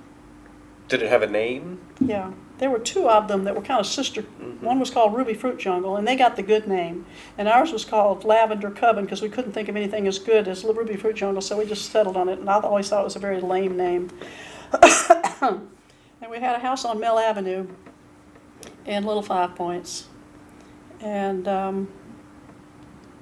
I don't regret my time there. It was really interesting and fun, and I liked all the people that I lived with. It broke down. Everybody went their separate ways. The house disbanded. So I didn't leave it. As a matter of fact, I think I was the last person there. It just didn't work out. I don't even know why. Where was Ruby Fruit? I never went. It was in another. I'm pretty sure I probably went over there, but I can't remember now where it was. Mm-hmm. It was sort of the cool one. We were sort of the other. I mean, gosh, impressions from that many years ago is really hard to put. there were lots of communes. People tried communes. People tried this kind of commune, tried that kind of commune, and none of them obviously worked out. You know, they're not still there. Mm-hmm. So they all fell apart. I went there to live in a spiritual community that was all communes, and none of them worked out either over time. So I'm the veteran of many breakdowns, many breakdowns. Matter of fact, when I got to the farm and the farm started breaking down after being there for 10 years, I found myself in a kind of an interesting position because I was a veteran of breakdowns. You know, I knew you could survive them. I think there were people who felt like, well, if this isn't going to happen, then what is there? You know, oh my God. And I was like, well, what's next? You know, we're going to have to figure it out. Yeah. You know, because I had been through it in so many different forms. Did Tim Hayes, do you know Tim? Yeah. Did he live at Lavender Coven? No. No. It was a lesbian commune. He would not have been welcome there. Well, I interviewed him, and he mentioned that at some point he was in some real trouble, and Oh, and he was hidden or put up or yeah, he helped was out? housed for a while. If it And I was at the forget Lavender, which one yeah, it if it was at was. the Lavender Coven, I don't remember it. It was probably Ruby Fruit. Mm-hmm. It makes sense to me. I wasn't there.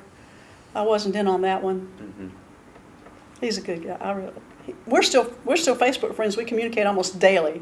Mm. Tim and I. He stayed at my house briefly at one point.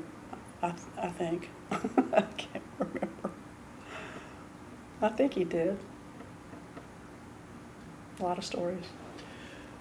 You mentioned that on the topic of the gender dynamics at the Bird, that it was really tough on couples. Mm-hmm. I think I could say that without. Yeah. Yeah. Did you experience that firsthand as well?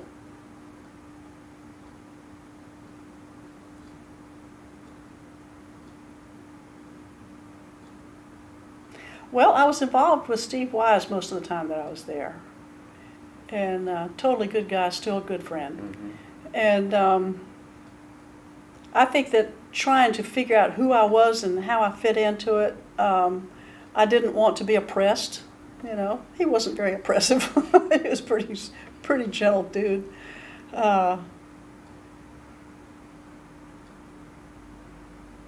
He wound up falling in love with Marjorie Jordan.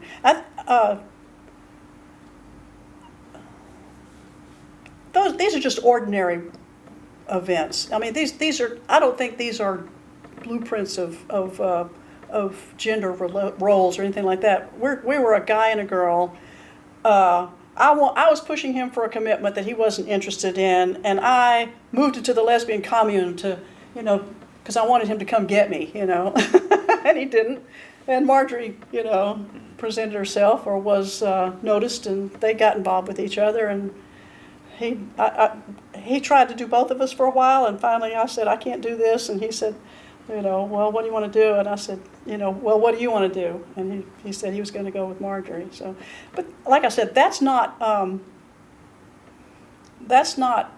don't think that has anything to do with gender roles. That's just what happens with people. You know, when you're in your 20s, you know, we're all jockeying for the relationship that we get into. Yeah, and some. It was definitely painted by, and I mean. You know, it wouldn't be very hard for people to say, oh, Steve, he's a pig. You know, he's a male chauvinist, and, you know, he treats women like this, that, and the other thing. And you know, he probably did some, but for the most part, nah, he's a pretty nice guy. And some things repeat. You had mentioned that with Steve Abbott, like, he was interested in having an open relationship that you couldn't do, and then that repeats with Steve Wise. Yeah, I just didn't have enough. I knew what I could handle and what I couldn't handle, and I couldn't handle open relationships. And I guess I don't think it was a philosophy or anything. It was just sort of like, nah, I can't do that. Yeah. It's hard enough just to do one. Mm-hmm. He's laughing because that was a big deal on the farm. There were lots of multiple relationships on the farm, and he was involved in several. Yeah. So he's laughing watching me try to explain all this. Mm. On a related point to or question about the gender dynamics at the Bird, what do you recall of dynamics posed by issues of race and of sexuality? Okay, but do that again. Ask me the question again. how do you recall how the dynamics of race and sexuality played out at the Bird? Like, we just talked about how gender was a concern, an issue, had results in the way that people's relationships functioned. There were not very many black people at the Bird. Right. It was a pretty white operation. Tim was sort of awesome. He put up with us. And like I said, we kind of somewhat formed in a vacuum during a time when there was not a lot of interaction between the black movement and the other parts. We got involved in the anti-war movement, the women's movement, the gay rights, labor. There were some pretty serious labor people in there.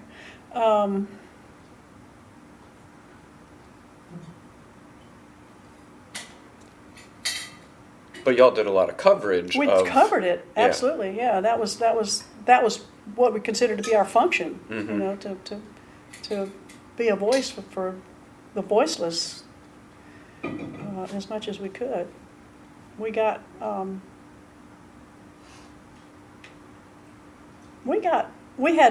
local reporters, but we also got news from what was called LNS, Liberation News Service, and which pulled stuff from all different kinds of publications. So it came from black publications as well as white publications. So we were printing stuff out of black publications. But we did. I'm trying to remember if there were any other black people that worked at the Great Speckled Bird besides Tim. I can't think of any. There probably were some, but I can't think of them. Or maybe contributing art or photography? Not coming to mind, sorry. Yeah, no. That says something. Now, when we had Sojourner Truth Press, there was a group, and Tim has reminded me of the name of the group, but I can't remember them. But they were really nice folks, but that was a black organization that made a contract with us, or made a deal with us, that they would use the place at night and use all our equipment and do their printing. And they were mostly guys. It was interesting because they turned out to be handy because they were taller and could hammer a hammer. I remember, we were like these independent lesbian women, but I remember this guy climbing up on a hammer and doing some heavy labor up here, and it was kind of nice to have, somebody that can do this. But they were, all I can tell you is my impression of them was that we got along great, and that they were grateful to have access to our stuff, and they had their work to do, and I don't remember even seeing that much of what they printed. And it was a relationship that didn't last long, and I don't know what happened to it. But for a period of time, they used our facilities, and we were able to just offer that as our contribution to them. And I think they cleaned up after themselves. They did a nice job. I don't remember them breaking anything or having it be a problem that we shared our stuff with them. I don't know which way that went, but there was a time when they would come in at night when we weren't there. Mm-hmm, mm-hmm. Kind of a nice deal. And the issues of sexuality at the Bird?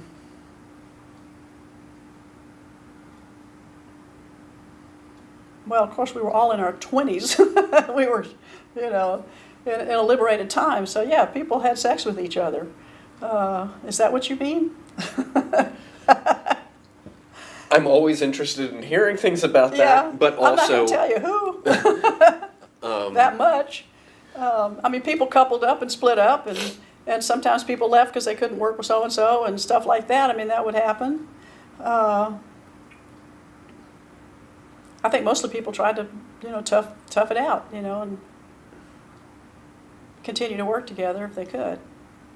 I'm not sure exactly what you mean by sexuality as opposed to gender.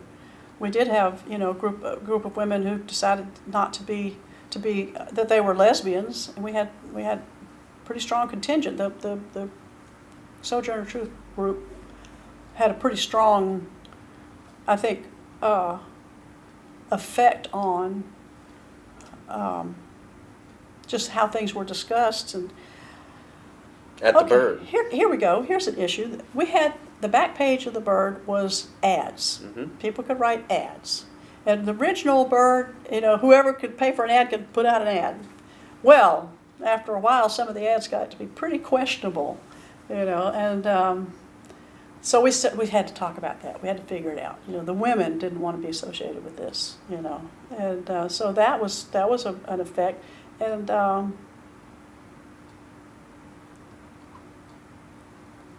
this is real scattershot.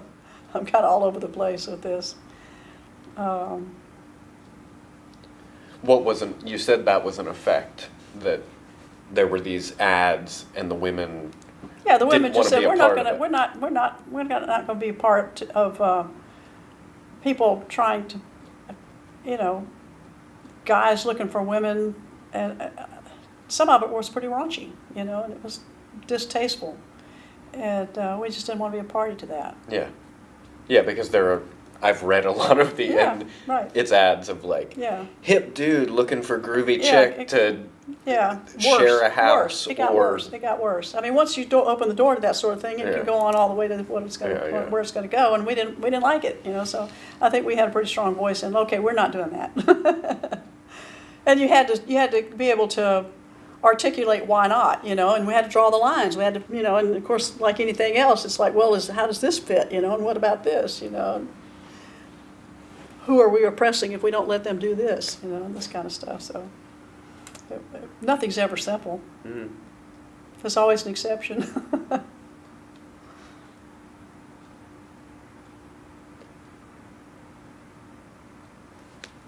And in terms of gay and lesbian politics, maybe that's a different way to talk about sexuality, the question of sexuality. You mentioned Sojourner Truth and it being primarily lesbian. Did they sort of split off from the Bird? Well, like I said, there was a time when I was the only person that was that did layout. Most of those people had worked at the Bird at some time or another. That's how we knew each other. But I don't think they all did. I think they knew each other from different. I don't even know how all those people came together and got to know each other. They're just birds of a feather. They had interests in common. They met each other. Not sure what the question is at this point. Do you recall any sort of upheavals or fallouts over the Bird's inclusion of gay and lesbian people, gay and lesbian coverage in the Bird?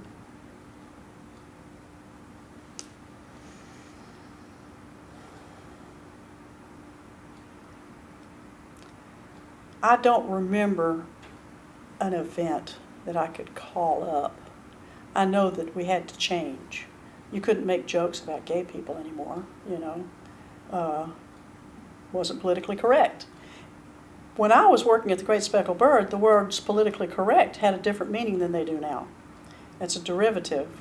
It's derivative from that, but we talked about political correctness in that there was such a thing as doing the right thing was politically correct, and it would not be politically correct to use a slur, any kind of slur, against any of the people that qualified under these, different categories. And this would include gay people. And people had to, upend and reconfigure their thinking on the subject. I know people who tried to be gay, decided they were gay, and then later on realized they actually weren't gay, But they philosophically really wanted to be because it seemed the right thing to do, or it seemed to be the answer to the problem or something. And a lot, they were just struggling with their own,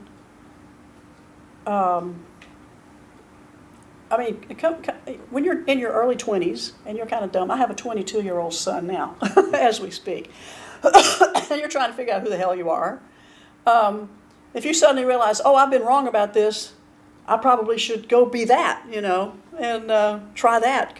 That'll purge me of my, there was a certain amount of that sort of thing going on, I think. Just people just trying to figure out who the heck they were. Mm-hmm. Am I helping you? Yeah, no, absolutely. I don't think it's that different now, Mm-hmm. to be honest with you. I can actually speak pretty openly to my 22-year-old about all this stuff because he's working it out too, you know. He considers himself pretty gender neutral and very careful and concerned about being, not being patriarchal. He's very concerned about that because he's navigating these same waters. He hasn't found a partner, so he's, trying to figure out, well, who is going to be, what kind of person am I? What kind of partner am I going to have? Yeah. How am I going to do this? Mm-hmm. It's, not easy. And from my point of view, it doesn't get easier. No, it doesn't. Sometimes it does. I'm here to testify. Sometimes it's real easy. You meet somebody that you've known for 43 years, and you agree with it on about 99% of the things that you have in life, and it's just like, oh, okay, this is easy. But that doesn't happen very often, and I certainly wasn't expecting it to happen. I was done with all that. Oh, amen. What's that? I said amen. That's a hopeful. Yeah. Something to cling to.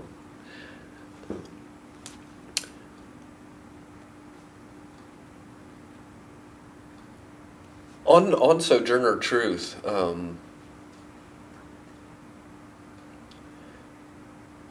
so that formed by a group of women who had been involved in the Bird.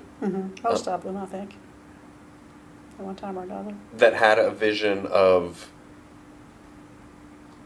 producing, being a community resource for feminist publications. Is that what it is? Okay, or let me tell you a little bit about what the Sojourner Truth did. We did do odd jobs. We did things that just came in the door from the neighborhood businesses, and we cranked stuff out.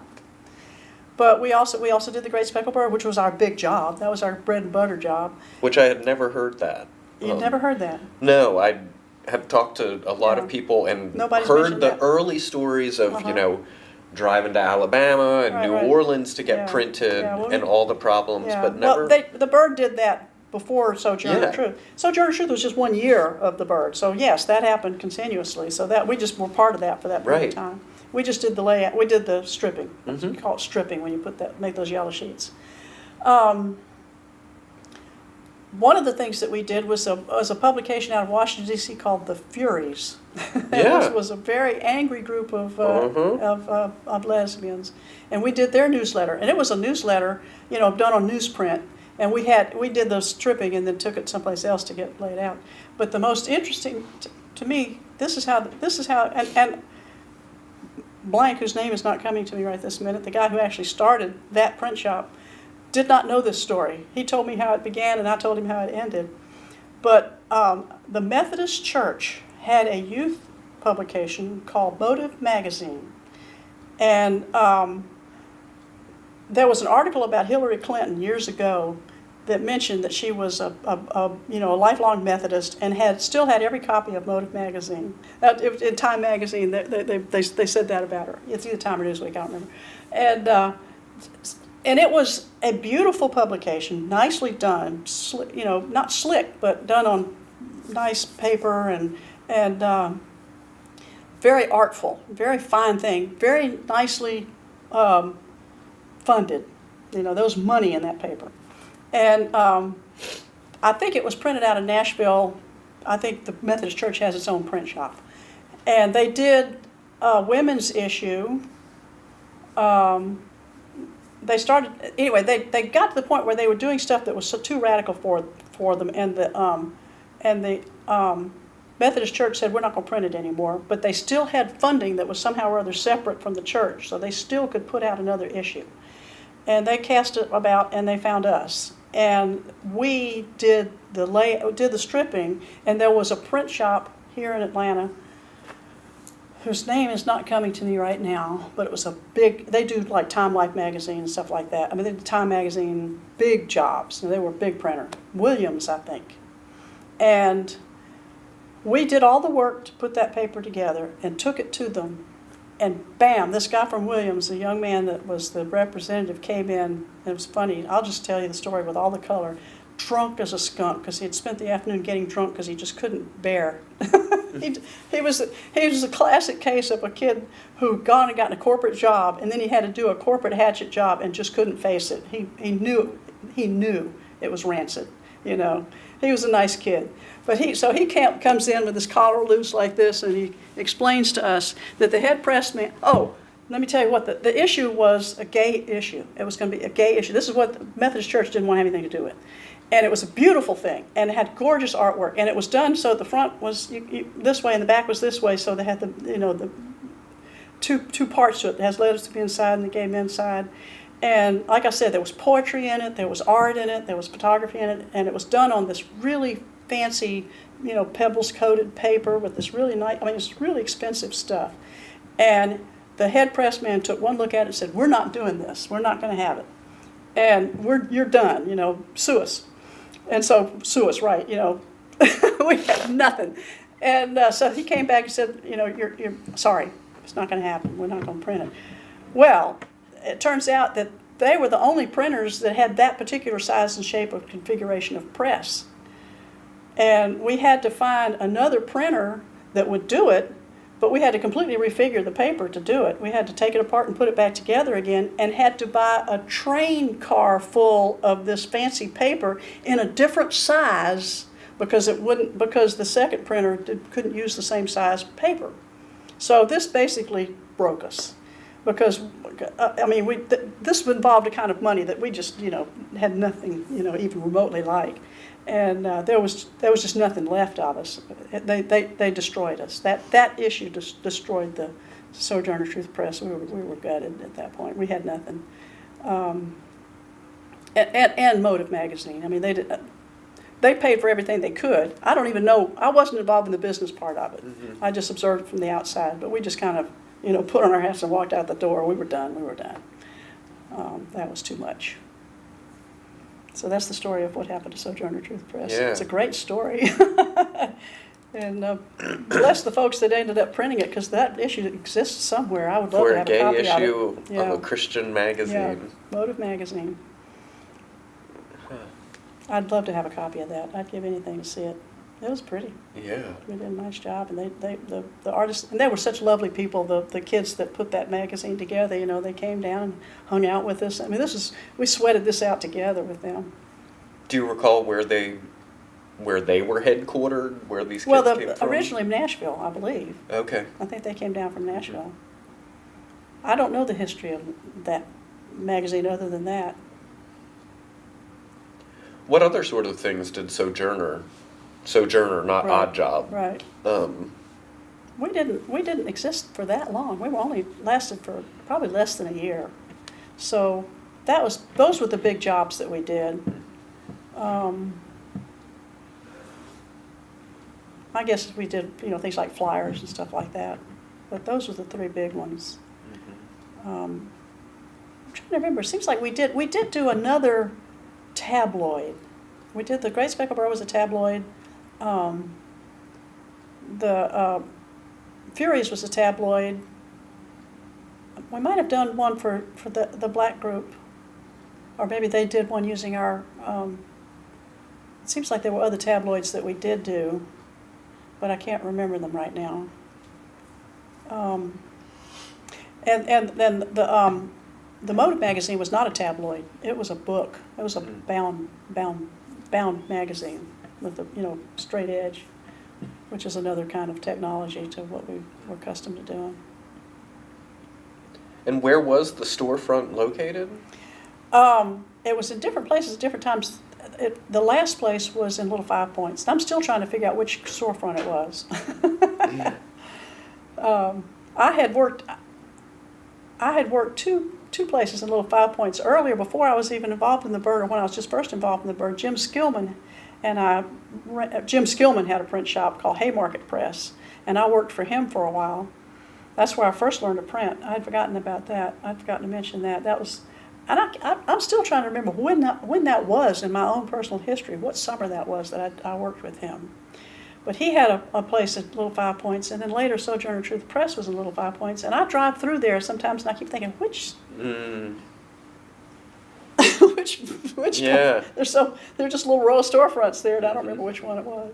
And Jim, he was involved with SDS here at Georgia State. He was an SDS guy, yeah. And we're Facebook friends. I communicate with him on a fairly regular basis too. He's a good friend. he would be what you would call a political side of the Great Speckled Bird. He wasn't really, he was involved with the bird. I won't say he wasn't involved with the bird, but he wasn't part of the daily culture of the bird quite like some of the other people there.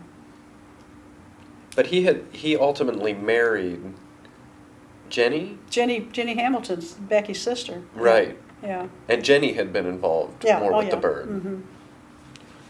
Yeah, we were all part of the same big social scene. Right. So the Sojourner's last location was at Little Five Points. Yeah, that's where we did the final work.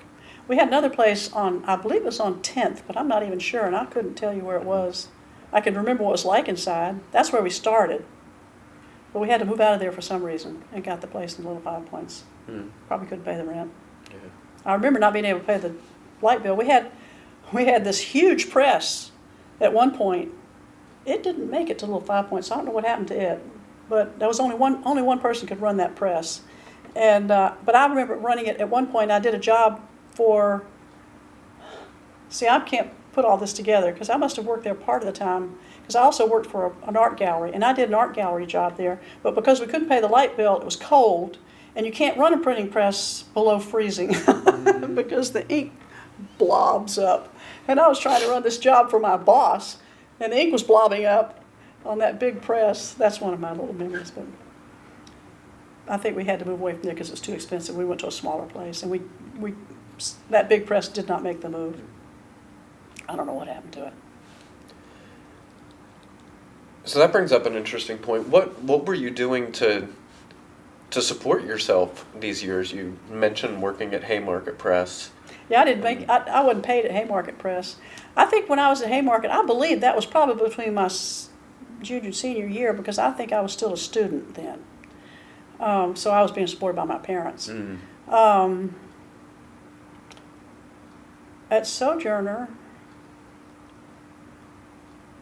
I have such vague memories.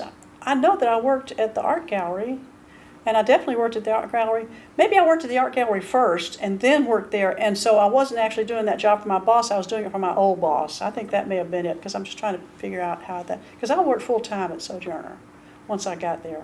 That was a full-time job, and we just basically, I said at one point, I said, yeah, communism works if everybody's slaves. Because we didn't have any money, nobody had any money.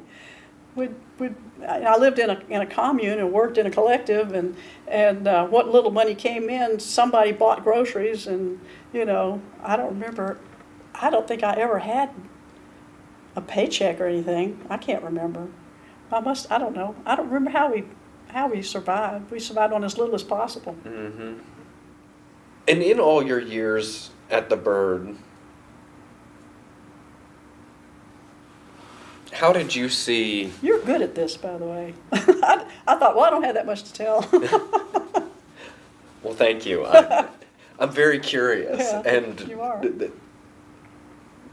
Find this time period. And the more that I talk to people, the more little things come out.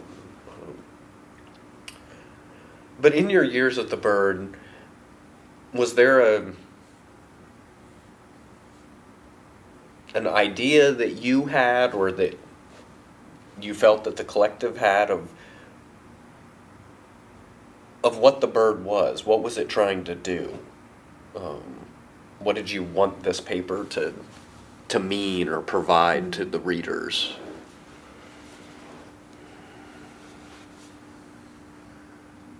Good question. And I don't think I can answer it.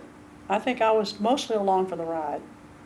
I don't think I was one of the people who really spent much time pondering I can tell you who were, and but and you know who they are, but I mostly just listened. I didn't have strong opinions because basically I usually pretty much agreed with whoever was talking. I don't know if that's a good quality or not. I didn't have strong opinions. I usually found out that if I had a really strong opinion, that I'd later on regret it, and I was wrong about that. So I learned not to have them.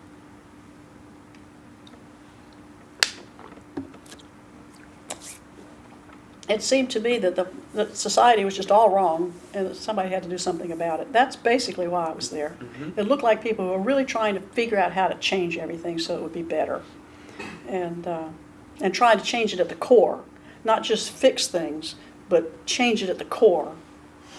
And that was the reason why I moved to the farm, because it looked to me like another chance to change things at the core. Mm-hmm. And it's hard to do. Didn't happen, really. It did for a lot. I mean, my friends at the farm are scattered all over the country and the world.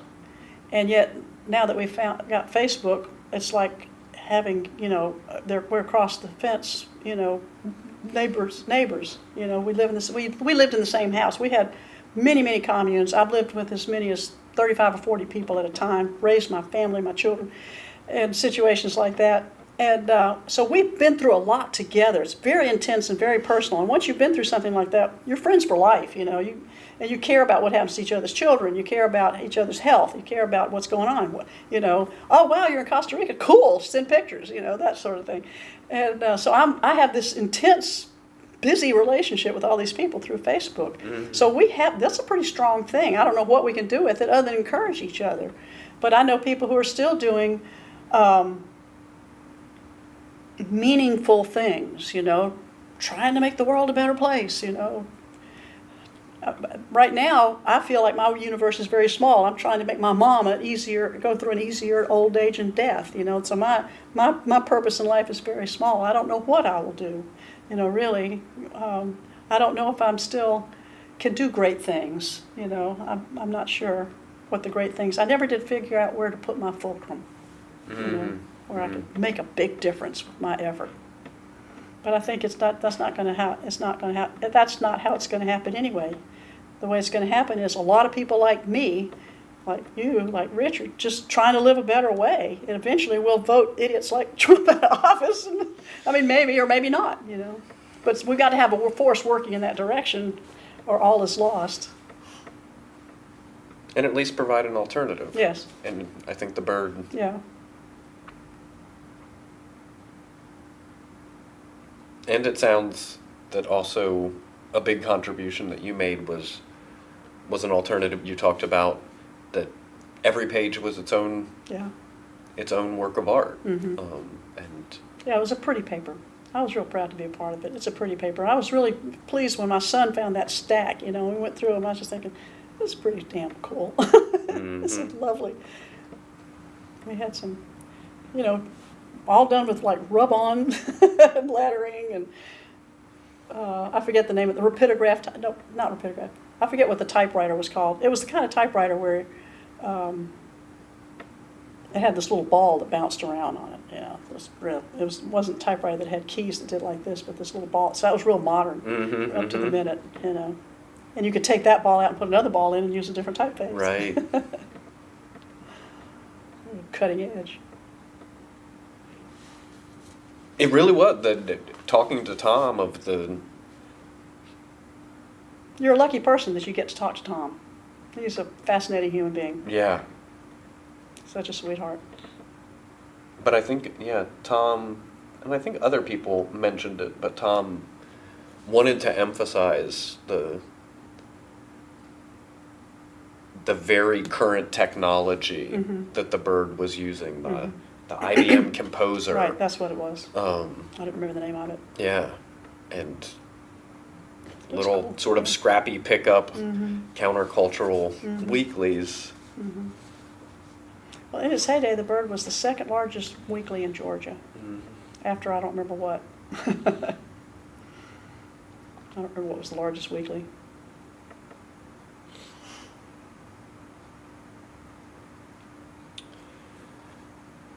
Is there an issue of the Bird that you worked on or just remember that is most memorable to you? No, I don't think I could say that there's one in particular that... I remember getting in trouble one time with a cover. I found out while I was in charge of doing the covers, I found out all the cool things that you could do with colors. and you could drop colors out. You could I figured I had never done it myself, but I could see what could be done. So I did this cover that was all these little sections, and each section was done differently. And we sent this off, and then we get this message back. You tell that girl, we're never going to do a cover like that again. We worked for hours on that cover. Oh, sorry, I didn't have any. I thought everything was just, magic or something. Yeah. No, I worked them to death on that cover. Knowing what I know now, I know what they had to do. So I'd have to say things like that are what's memorable to me.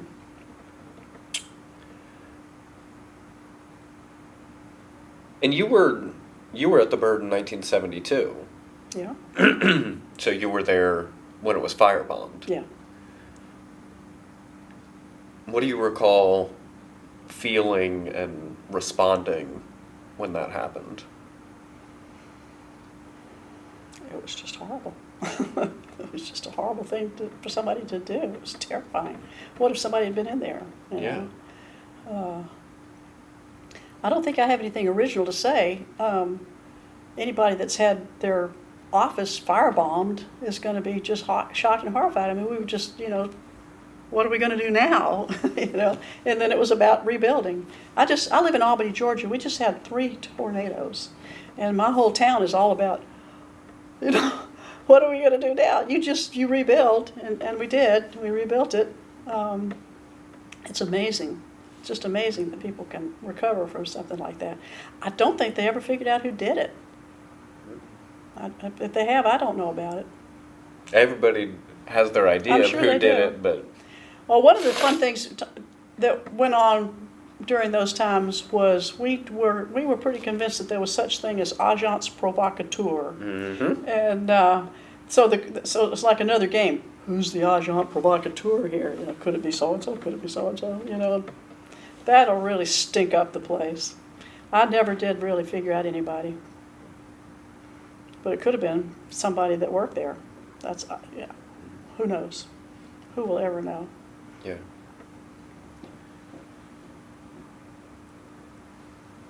And early on, you described that your participation was largely in the artistic and Right. cultural side. Mm-hmm. What do you recall about the heavy politicos and political controversies within the Bird? Mm-hmm. I think that I always thought it was amazing that somebody could have a really strong, well-founded opinion based on, all the facts and figures and according to so-and-sos and all that kind of stuff that they could back it up with. Because I never could quite pull that together myself. And so I never had really strong opinions about anything other than, like I said, it's a mess. It needs to be cleaned up. We need to have a better way of life. These people are not being treated right. Those people are not being treated right. Something has to happen. But as far as a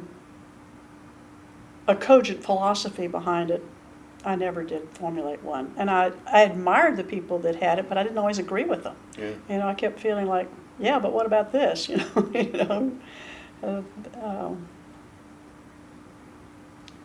I think that I was constitutionally incapable of doing that. Did you witness real frictions? Yeah. The Bird got more political over time. I mean, the artists left. They were dissatisfied with the atmosphere. Mm-hmm. Not all of them did, but there was a certain amount of exodus. People say, "Well, I'm tired of work." It's all politics now. It's not any more fun anymore. I think that did happen to some extent. So the paper got grayer and not quite as pretty, and more wordy, stuff like that. But by even the way I say it, it shows where I was on that continuum. I think that the political people were very much a very important part of it, because otherwise it was just a cultural rag, and it was fun, but it had no depth to it. So I think that the politicos added the depth to it. I didn't think that they should go away or anything like that. But then, of course, you'd get the, there was this wonderful cartoon, and I have actually found it on I've Googled it and found it, excellently drawn, of two, rabid-looking characters, extremely drawn, but they were carrying signs, and the signs were the same words in different order, but they're slobbering at each other and just mad and angry, and it just felt like that sometimes, The signs were like, the radico politico, this, that, and the other thing, like this was this group and this was this group, and they just had the same words in different order. But when I moved to the farm in Tennessee, it was during its heyday. It was like butterflies and birds, and everything was just lovely, and the sound of nails hammering, and things being built, and I was coming from this, everything breaking down, and so it was lovely, and my take on what I had been through at the Bird and in the political situation in Atlanta was there was a joke that I don't remember except the punchline. And the punchline was, there's nobody left but me and thee, and I'm not so sure about thee. And that's the way it felt. It felt like we were just fragmenting so much until there was just, obviously people survived that because, I left, but a lot of people stayed, and they continued to try to do this. So fall back and regroup, try to make it happen in some other form.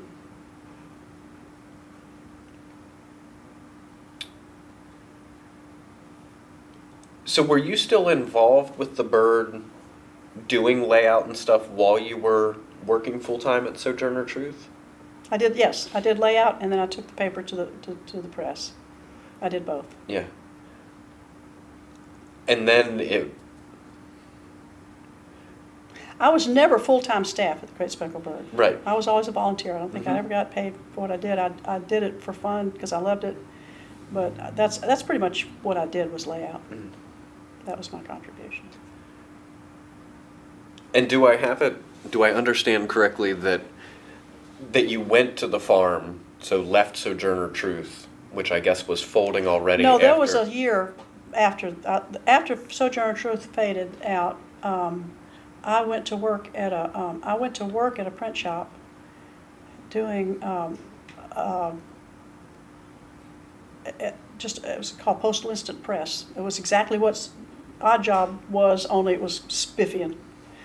I was expected to dress nicely because I had to work in the window, and I had to learn how to do it so that I didn't get it all over myself. And so I got to be, like technically proficient with it. And I had this foster child, whom I had to support. And, so you already had assumed custody of him. That was part of my legacy from Sojourner Truth Press, was this child that came to live with me. And I did that for about a year. I can't remember what actually, but somebody said that they'd been to the caravan, which was what happened before the farm, had come through Atlanta, and I went down to Piedmont Park and saw the caravan. There was 70 buses of people that were traveling around the country together, and they wound up in Tennessee and settled there, and they'd been there 2 years. By the time somebody came to me and said, that's pretty cool up there, you'd probably like it. I don't, but you would. She went to visit, and she says, it wasn't for me, but you might like it. And I thought it would be a place where I could get help with Danny, because I needed help with him. And were you single parenting? I was single parenting an 8-year-old, and I was 24. So I would have been 16 when he was born. So I had my hands full, really, with that little boy. And he was in school? And he was in school here.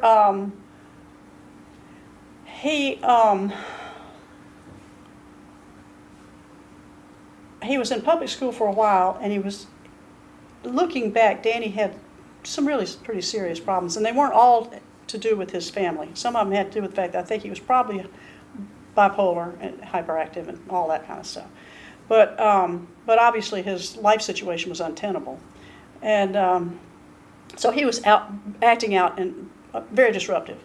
And I had a friend who was the science teacher at a free school. And he said that he would let me have Danny there in return for his salary. Very kind person. And so I put Danny in there. He gave up his salary? Yeah, he gave up his salary to be Danny's tuition. He was my later boyfriend after Steve and a few more configurations. This was my last boyfriend before I went to Tennessee. But so I put Danny in the free school, and I went to pick him up one day. And Jim, this guy, was sitting on the steps with his head in his hands, and there wasn't a child in sight. And I said, "What happened?" He said, "They just all left." Apparently, the free school was just way too free, and they completely lost control. This is when I started, and it's summer. I think summer came along because it was August that I went there, so there was no school in session at the time, and I just was at my wit's end. I didn't know what to do, and that was one of the reasons why I went, because they had a school there, and I thought they could help me with him. And he just took one. I think what happened with Danny was it wasn't so much that he had a problem with the farm, although the fact that we were vegetarians really bothered him. I was a vegetarian, but he thought that was horrible. And he would, like, I remember one time we were walking down the street, and he goes, with a kid that he was having fun with, and he comes up to me and says, "Don't tell him you're a vegetarian." Like, don't blow this for me. And so he didn't, but I think the main thing that freaked him out was he was too far away from his mom. That when you're 8 years old, he was 9 at that point, no matter how crazy your mother is, and I'm sorry, Arlene had serious problems, you still want to be with your mom. And so he wanted to be with his mom. And brother. And his little brother. He loved his little brother. Yeah. Years later, I'll just wind up that story for you. We went our separate ways, and I lost track of him. We had one friend in common who knew where he was, and when he got grown, he called me one time when he was in his early 20s, and we had a nice conversation, but we lost each other again. And I asked her at one point, she and I, came in and out of knowing each other and stuff, and I said, "What's going on with Danny?" And she said, "You don't want to get involved with Danny. I'll tell you anything you need to know, but you don't want to get involved with him. He will harass you, and he will hit you up for money. He's not doing well." Danny had a serious drug problem. So he was also one of the most talented musicians of all time. He was an incredible musician. Even at his 8-year-old, he was an incredible musician. So he was a musician. Years go by, and he finds me on Facebook. He has gotten sober. He's gotten good work. He's a carpenter. He's got a new girlfriend who's good to him. Life is great. And we're Facebook friends. We exchanged, long, "How's it been going with you?" And he's like in his late 40s. And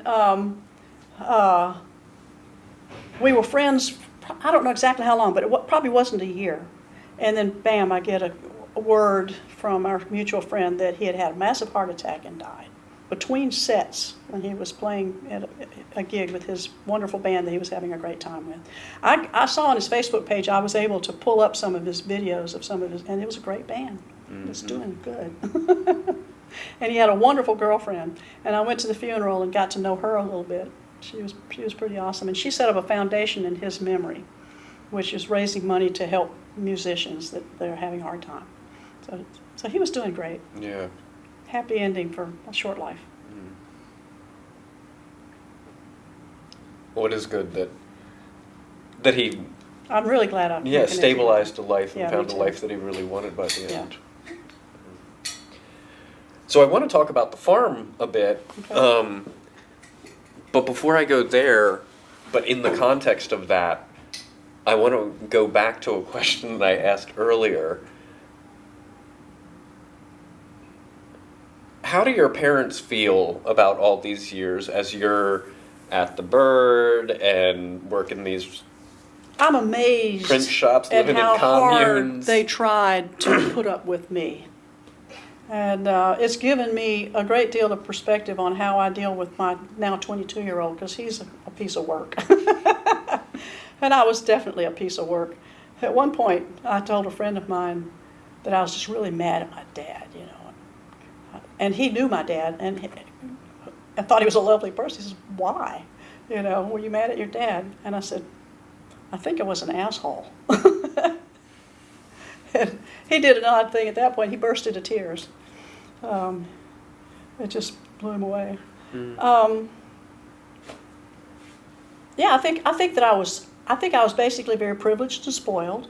And I think that I thought that, well, the world ought to change. It ought to change right now. God damn it. Let's do something about this. I can do, And I think that's an unrealistic, point of,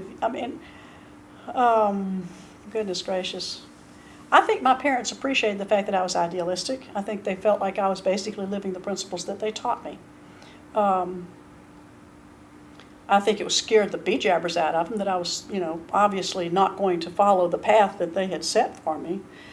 But they never didn't love me. They never cut me off. When I went to the farm, after being, living in a lesbian commune, I moved to the farm with Danny. Here they are, just, we're trying to, appreciate what you do. We're trying to, stay friends here, even though you're crazy. My dad, we were sitting in an army tent, with the sides rolled up. It was summertime. It was a lovely day. And my dad leaned up against the tent pole and went to sleep. He was tired. It was a long way. And when he woke up, he said, I must feel comfortable here, that I could fall asleep like that and like that. So I think they were relieved that I had left Atlanta and the radical scene and moved into something a little bit more bucolic. Mm-hmm. And I thought maybe I was safer there. But they were also very glad when I left there and moved back to Albany and got a job. They helped me out. Yeah. I always had a pretty good safety net. But you had always. There was never a rift where you lost contact? Yes, there were times when I didn't contact them for long periods of time. And there were times, like I remember even when I was still at home, when that Bob Dylan, my name was Jones, and when that song came out, there's something happening here and you don't know what it is, do you, Mr. Jones? I'd play it real loud, and skulk around the house looking like this,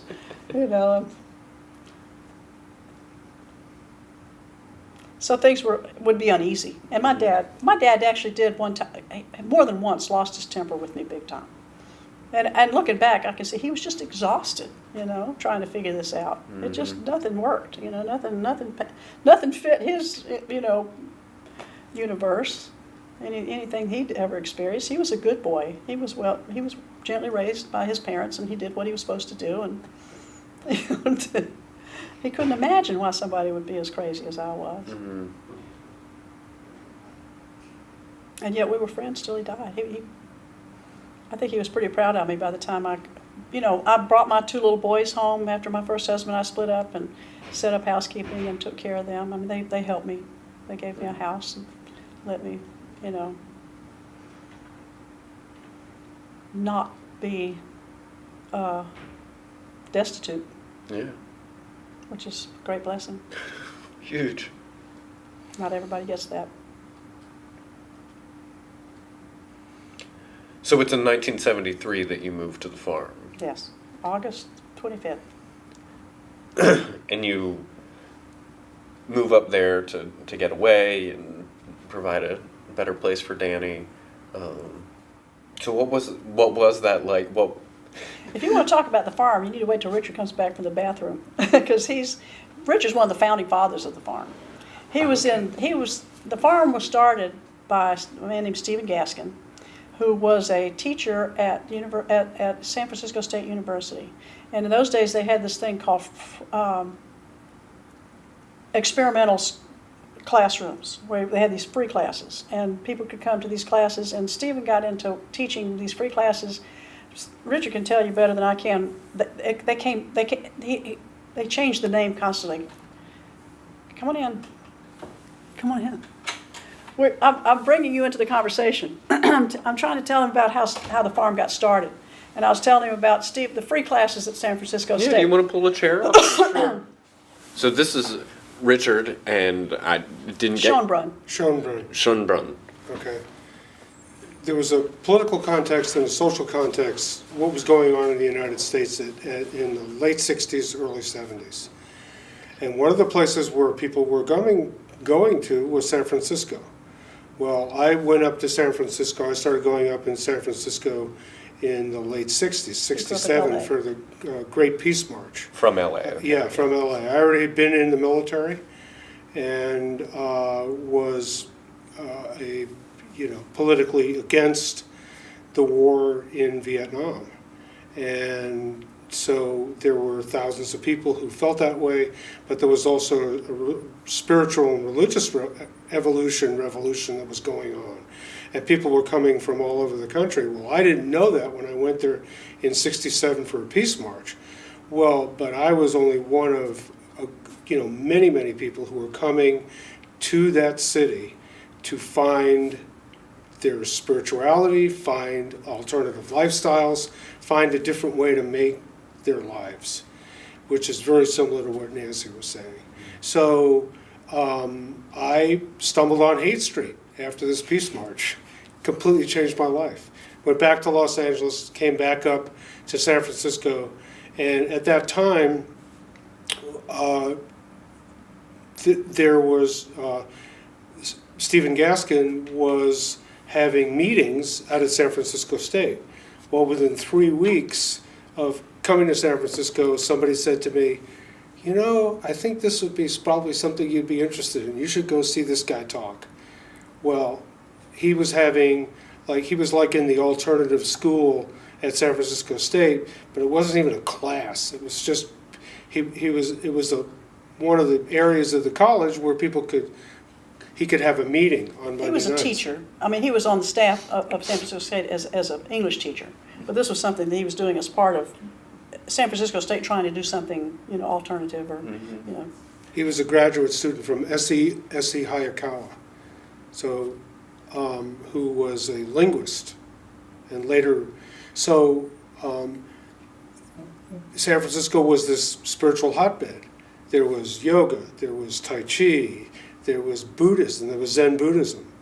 I mean, there was everything from soup to nuts. And for my evolution as where I was at that time, I fell into the right place because Stephen was talking about the psychedelic circumstances that were going on. People were taking mind-expanding compounds and were trying to figure out what was going on. So, and that's what I, moved into.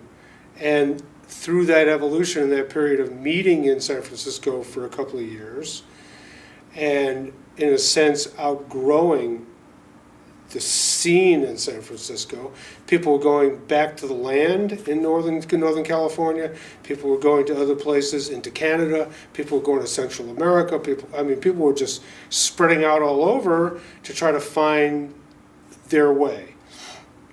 Well, Stephen had been invited to speak at different churches and colleges across the country.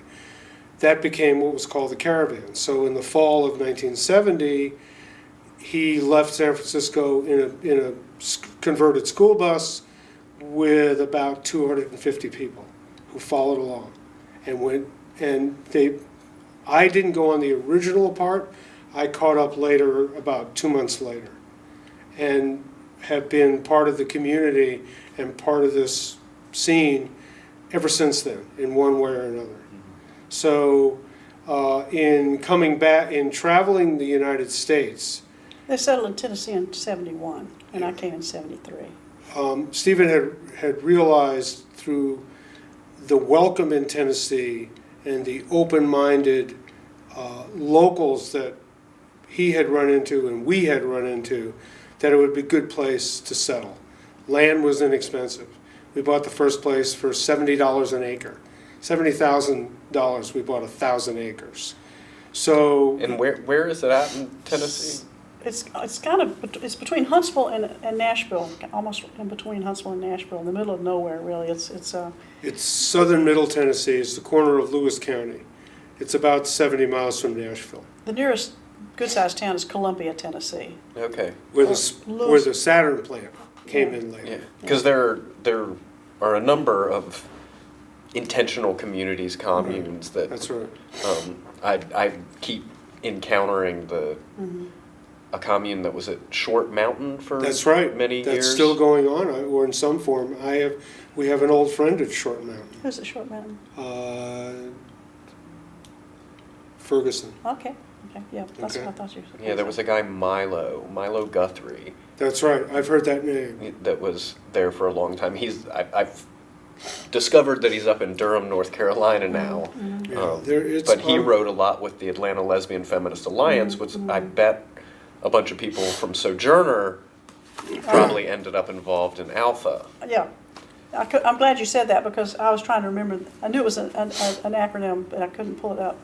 Alpha for sure. Yeah, and Milo used to correspond with Alpha and get stuff published in their Okay. newsletter. Well, sure. James Ferguson. James Ferguson Yeah. is I believe it's I mean he's gay and it's a gay place there, right? I mean is that what Short I Mountain? believe so, yeah.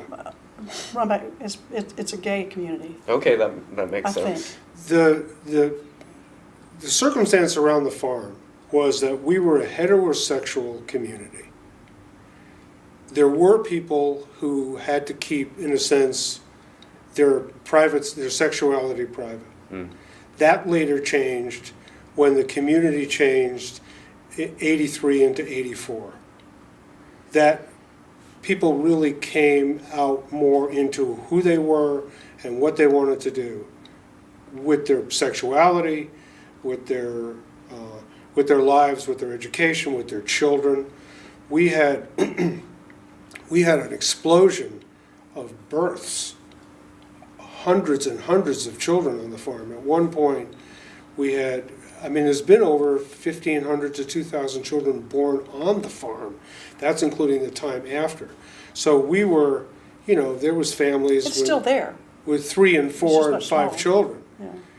which is nowadays, it's a little bit outside the norm. Yeah. Also, surrounding us were the Amish. So we were like viewed as Technicolor Amish because we were living without power on $1 a day individually in an agrarian intentional community, but we also were into technology. We had our own print shop, we had our own CB situation, we started making radiation detectors. This was around the time of 3 Mile Island. It's all about political context and what we were seeing, and people individually in the community and in groups trying to figure out how to make the community financially viable. The first years of the community had been, we were living off of people's inheritances. Then we had to start fielding crews into the community. Carpenters, plumbers, did a lot of building, a lot of carpenters. Those guys went out, 5, 6 o'clock in the morning. Besides having, hundreds of acres of fruit and vegetable farming going on with tractors and with, harvesting equipment. My first husband was a tractor driver. And then horses and hand labor. We were trying to feed at one point 1,500 people, which is no small task when you consider the context. Because I did the first farm store, the first food store. So you had to figure out how we were going to feed all these people and what was a fair and equitable way to divide up the goods that we could buy. So it was it was an evolution from being, in a sense, hardcore vegetarians and vegans to, I think we're going to start eating some honey now. I think we may eat some white sugar now. And people would come to the farm just, completely upset that the farm was evolving. But alongside of our community, there were satellite communities. People were going back to Wisconsin. They went up to New York. They went to West Florida, Virginia, Kentucky, yeah. Colorado, Florida. There was about a dozen satellite Georgia, farms where people went New out. York. In one of the more profound things happened in the early years was in 1976, there was a huge earthquake in Guatemala. Because we had a CB radio system, Ham radio. Ham This- radio, this- that's right. see, I just happened to be there where this happened. I was on the Florida farm, and we had a ham radio operation in the living room where we were fixing supper, and all of a sudden this signal started coming through, and it was Martin Barrett's and I don't remember who else, but parts of Guatemala had collapsed so badly that there was no media coming out whatsoever. But some of them had ham radios, and we were like the lifeline at that point for Guatemala, and we were just sort of like, who, us? Yeah, us. We had to figure something out. So we sent people down there. Go back. I just wanted to. The first group that went down were 3 carpenters that the community sent down to help build. Well, that turned into a camp of 100 people, and delivering babies and primary health care and soy technology, introducing soybeans and doing soybean test trials in the highlands, and then building soy production facilities to make soy milk and ice cream to impact protein in children's diets, because there's a lot of size difference between us gringos Yeah. and Guatemalans who tend to be small because of protein deficiency. All these small Guatemalans would come up and stay with us and raise their children with us, and their children would grow to people sizes that would be considered normal for us. They were only small, but their diet was what was making them so small. They weren't getting enough protein culturally over time. Well, the mix of going down to Guatemala and then also bringing Guatemalans up to work on the farm with green cards, teaching them electrical work, plumbing, What we call village technology. village technology. Or sustainable technology. That changed us, bringing really these Mayans who were oppressed and poor into America, never had been in a Walmart, had never been too much on paved I roads. said, what happened to the trees? Yeah, It was they thought winter- the trees it was all winter. had They thought died the trees had all died. because they never saw the winter, never seen snow. We were, taking care of their children. The farm midwives were teaching their women how to deliver babies. It was a cross-cultural event that was huge for both communities, which is still going on. We still have projects in Guatemala as in other countries. So Stephen had the idea of starting an organization called Plenty, which is still going on, and doing different projects in the United States and in other parts of the world to make life better for ourselves and other people. But it's really, the focus is making life better for other people. Water projects, building schools, health projects, building soy production facilities. Am I forgetting something? Richard's an RN, but he's been trained by the surgeon on the farm to do extractions. So he's gone and worked in Senegal and in Haiti and Belize doing. I'm a paradontist. He doesn't. I train village health workers and I do extractions. And He took out my wisdom teeth 40 some odd years ago. Wow. I really, because this is the Great Speckled Bird Project. Right. Yeah. No, I'm really fascinated in this, and it's a huge compliment. It's all connected. Because how long you were at the farm for a decade? I lived there for 10 years. He lived there for 20 years because he was there before I got there and stayed after I left. Yeah. And now I live nearby. I own a small piece of property that my son and I bought years ago. But I come in and out of the community to visit. What this So project, you still live up in Tennessee? I do. Well, he's I've just back, moved actually. back. He lived in California for a long time. That's where he actually had his career as an RN, was in California. Yeah. I'm a hospice nurse and a geriatric case manager. A lot more time as a hospice nurse. And you're in Albany, so you guys So just commute back and What forth. we were is like I was telling you. There's a whole community of Facebook friends, and I go through what I'm going through. My husband died 2 years ago. He died of cancer, and so I took care of him for years because he took a long time. And then then my mother started failing, so I'm taking care of my mom. So that's what I'm saying. My universe is kind of small. But Richard got in touch with me at one point. He says, "Well, I'm downsizing. I'm retired. I'm downsizing my life into an RV, and I'm going to travel around the country and see all my friends."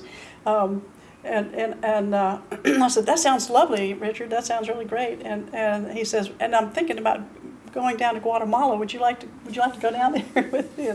And I said, "I'd love to go, but I can't. My life is really small right now, and I'm sort of nailed to place because I'm taking care of my mother." And he says, "Well, it just so happens that I'm a hospice RN and geriatric case manager, retired, and I took care of my own mother for 7 years. So I know what you're doing, and I know what you're going through." So I said, "Well, if you're ever out this way, stop by and see me, and I'll take you kayaking up the Muckalee, which is in Albany." And so he did. And we This fell in is love the with rest each of other it. at that point. Yeah. We're inventing ourselves as we go, Yeah. living in two different places. That was in August, so we're still pretty new at this. Yeah. And then he found out about his son's property in Etheridge. That was even later. That wasn't part of the original plan. No. His son had fallen behind on his payments, so he went up to try to figure out what to do about it and ended up buying it. So, Well, I want to continue this conversation, but I feel that with 30 years combined between you all, a lot of stories. yeah, I would like to, after we finish the interview, to talk to you to see if there's a time that in the next 6 months that I could come down to Albany or up to Tennessee Ooh, that'd be cool. and You should go to Tennessee. do another Oh. 3 or 4 hour sitting just about, well, not, we'd need to get your backstory of your childhood and everything, Right. just as we have with Nancy, and then up into the Tell me farm something. and beyond. What the hell are you doing anyway? What is this? I heard about it, but I've forgotten. I can't remember what is. This is an academic project, right? It's an oral history project. It's an oral history project, so who's it's doing it? Is this a Georgia State project? it's How are you involved with it? What is your background in this? yeah, this is Georgia State Department of Special Collections and Archives. Okay. And Tracy is the Southern Labor Archivist. Southern Labor Archivist. Yeah. The Southern Labor Archives lives at Georgia So State. she must be pretty familiar then with the Southern Students Organizing Committee on all Yeah. those pamphlets. I wonder whatever happened to them. Just to let you know, as near as I understand, there have been other people like you who have interviewed people from the farm, who have come onto the farm with a prior agreement. There's also one fellow for sure who's doing personal interviews, because I've done one with him, Phil. They're trying to archive people's personal histories. And then we're in the midst of going through our own archives. We have hundreds and hundreds of hours of Stevens talks, but also community events and different community circumstances that were going on. There was filming done. We started an ambulance service in the Bronx, in a free ambulance service. People were out on the Rainbow Warrior in the North Pacific on anti-whaling campaigns. People did serious stuff at different times.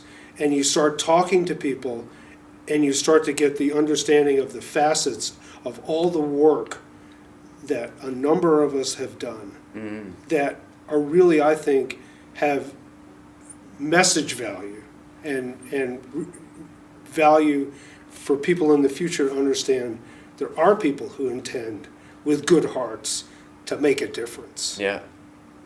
What else are we left with? We can't leave it to the politicians. We can't leave it to the money people. Who knows what they're going to do? We do it at our level, and we replace the functions of the government. That's what Buckminster Fuller said. Replace the functions of the government. You do the best you can. But there's a wealth of individual personalities of people who came to the farm, who helped start it. And some of them are still there, who helped start it. And each one of them has their story. Is Steven still alive? No, he died, this July will be 3 years. Okay. So, Well, I'm glad to know, and it doesn't surprise me that folks are doing documentation projects, and I'm sure there are several documentaries, Yeah. And I'm glad that you've already been interviewed. the Tennessee Historical Society has an interest also in documents and talking to people, because we're part of Tennessee We're history. part of Tennessee history. If Absolutely. you, like, in the area, if you, like, read brochures about the towns around, we're mentioned in the brochures, Yeah. because we're a political force there. We have a lot of voters. There was a while there, but we didn't vote in local elections because we knew we would overcome them. You know, we didn't want to have that relationship with the locals, so we didn't do that. But now we've got people on the farm that have been on county commissions and stuff like that, you know, just because they're just local folks too. Yeah. I mean, certainly I'm open to you interviewing me. I would encourage you to plan to stay for a little while and talk to some other people who have been around since the beginning. We'll hook you up. Yeah, I don't want to ethically, because you asked the purpose of this project, and it's really just a documentation project. Like archives, whole purpose is just to capture what has happened. time. Yeah, over the course of time on a certain Is subject. this specifically about the bird, or is it about the 60s in Atlanta, or? Our project is specifically about the fulcrum. You used that word earlier. The fulcrum is the bird, but it's all the stories of the people who have come in and out of the bird over the years. So it ends up being a much bigger story, just like this has taken Sure, us to the exactly. farm. Right. Other Yeah, there are 230 people living on the farm, but there's thousands of us hooked up on Facebook that Yeah, and go when see each other. And I interviewed, Yeah. you go to the bird reunions and Yeah. see, like, people, their lives have taken them in all sorts of All different kinds of places and directions, directions. Yeah, we could, so that's what this project is. We don't know what it's gonna ultimately be. There certainly could be an academic aspect that people could write papers based on these interviews and the physical copies of the bird themselves. So you're not trying to draw any conclusions, you're just trying to put together the materials. Yeah, like since I talk, since I do a lot of these interviews and I get the great privilege and pleasure of listening to everybody's, it's just layering in my head.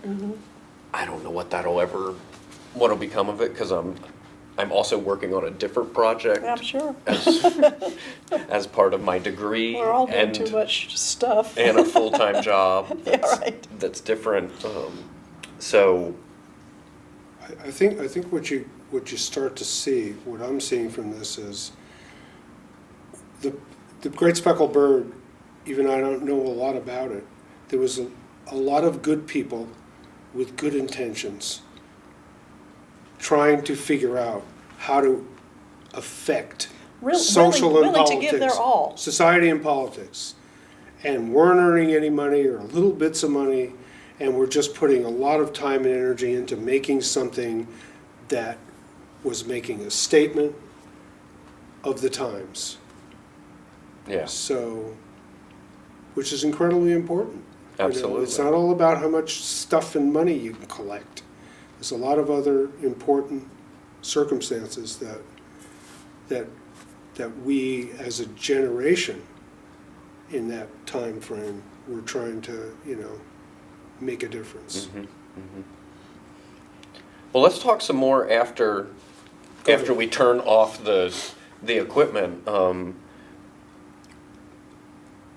Yeah, and we can stay just how we are. So we have some background on the farm and a big picture of its importance and activities over the years. But you, Nancy, moved there in 1973. So 2 years into its existence. Yeah, tell me about, so you just came from Atlanta where you had been for With a foster 5 son. years. Yeah. In a city and a really busy life of Yeah. working a lot of hours and Right. being involved Yeah, with lots of I was stuff. accustomed to, putting in the time. Yeah, so tell me Not asking for about, much. When I first lived there, we mostly lived in army tents. I lived in army tents. I lived let's see, I started out living in a single mother's tent, and all those women are still my dear friends. And then I moved from there after Danny left, I moved into a regular singles tent. And year round. yeah, year round, wood stoves, frost on the outhouse seat. And we lived down, pretty simply. And let's see, we had big households. At one point, I lived in a household that was lots of married folks and single folks. Let's see, trying to sum it up. And then I met Martin, and my first husband, and we got married. He drove tractor. I was working. I did different things. I worked in the soy dairy. I learned soy technology there, and I worked and everybody worked in the canning and freezing and kitchens, the community kitchen and things like that, doing cooking and stuff like that. But I wound up at the book publishing company because that's where I had skills.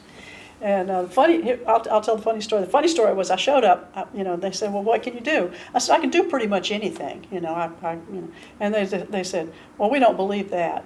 And I said, they said that really it was not a place for women.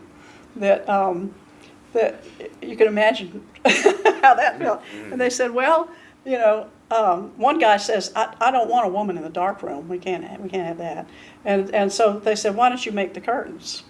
And I'm new here, and I like this place. So far, so good. But okay, all right, I'll make curtains. So I made the curtains, and gradually wound up in production where I got involved with the stripping and the negatives, and I could prepare stuff for the darkroom. I just couldn't work in the darkroom at first. Time rocks along. Things changed. I made my way there. And I wound up in the art department because I actually was an artist, and that's where I spent most of my time, was working in the art department at the book publishing company. And my art is in a lot of the early books that were printed. And the spiritual midwifery was one of my favorites, and I did a lot of medical illustrations for spiritual midwifery, so that was a lot of fun. And so I met Martin, and he worked in the farming crew, dedicated farmer, and we had 2 little boys, and delivered by the midwives on the farm. During the time I was helping them put their book together, and let's see. At one point, I was the director of ladies personnel. We decided we needed somebody to organize the women, and so I was on the council. And my job was to figure out who was going to work where. It was kind of a made-up job in a way. But because I had it in at the print shop, I used to go up and print off my own flyers, or I didn't print them. I wasn't ever allowed to run a press, but I could do all the prep. I could run a press. One time I walked past they had this big press, very similar to the one that we had at Sojourner Truth. And this guy who had said, "Women can't run presses, we just can't." And I walked by and I said, way down into the machine, I said, "Your vacuum pickup in there is not working." I could hear it. That was one of my moments that I get to have. But so I could print off flyers, and so I print off flyers and put them in the little mailboxes, so everybody got flyers about what was needed to be done that week and that kind of stuff. So I was the director of ladies personnel for a while. But my husband and I split up. And he moved to the New York farm. We had a smaller farm in New York. And then I ended up moving up there because I didn't want our children to have to go back and forth. Long story short, he went his way, I went mine. I went back home. At this point, the farm was going through what we call the changeover, which is 1983. And the whole issue of taking care of single moms, it was beginning to be where you pretty much had to be able to carry your own weight. And I basically got to the place where I thought, oh, who's going to support me? My poor friends or my rich relatives. I just didn't feel like, I felt like I was a burden to my friends at that point, because times were so hard. And on the New York farm, we had several single mothers, and the others didn't have the resources that I had, and so I felt like I was taking away from them. And so I went back to my hometown, my family, but I've stayed in touch, and And you mentioned when you and Richard were both talking that you were on, I guess during the earthquake in Guatemala, that you were on the farm in Florida? Yeah, Did you there was say a that? Florida farm. Martin, my first husband, who was a tractor driver, and I went down there two winters, because we had farming operations down there where we'd ship food back up to the farm, and also ship food to New York. We had a green bean operation where we shipped green beans to New York, and that was a money-making operation. And then we had the winter, one of the worst freezes ever in Florida. It froze in South Florida. It snowed on Miami Beach, and so our operation was completely destroyed. So that was a bad time. We had a lot invested in that. That was one of those recovery situations where we had to. The farm had a hard time recovering from that particular investment in the farm crew. But I spent 2 winters down there.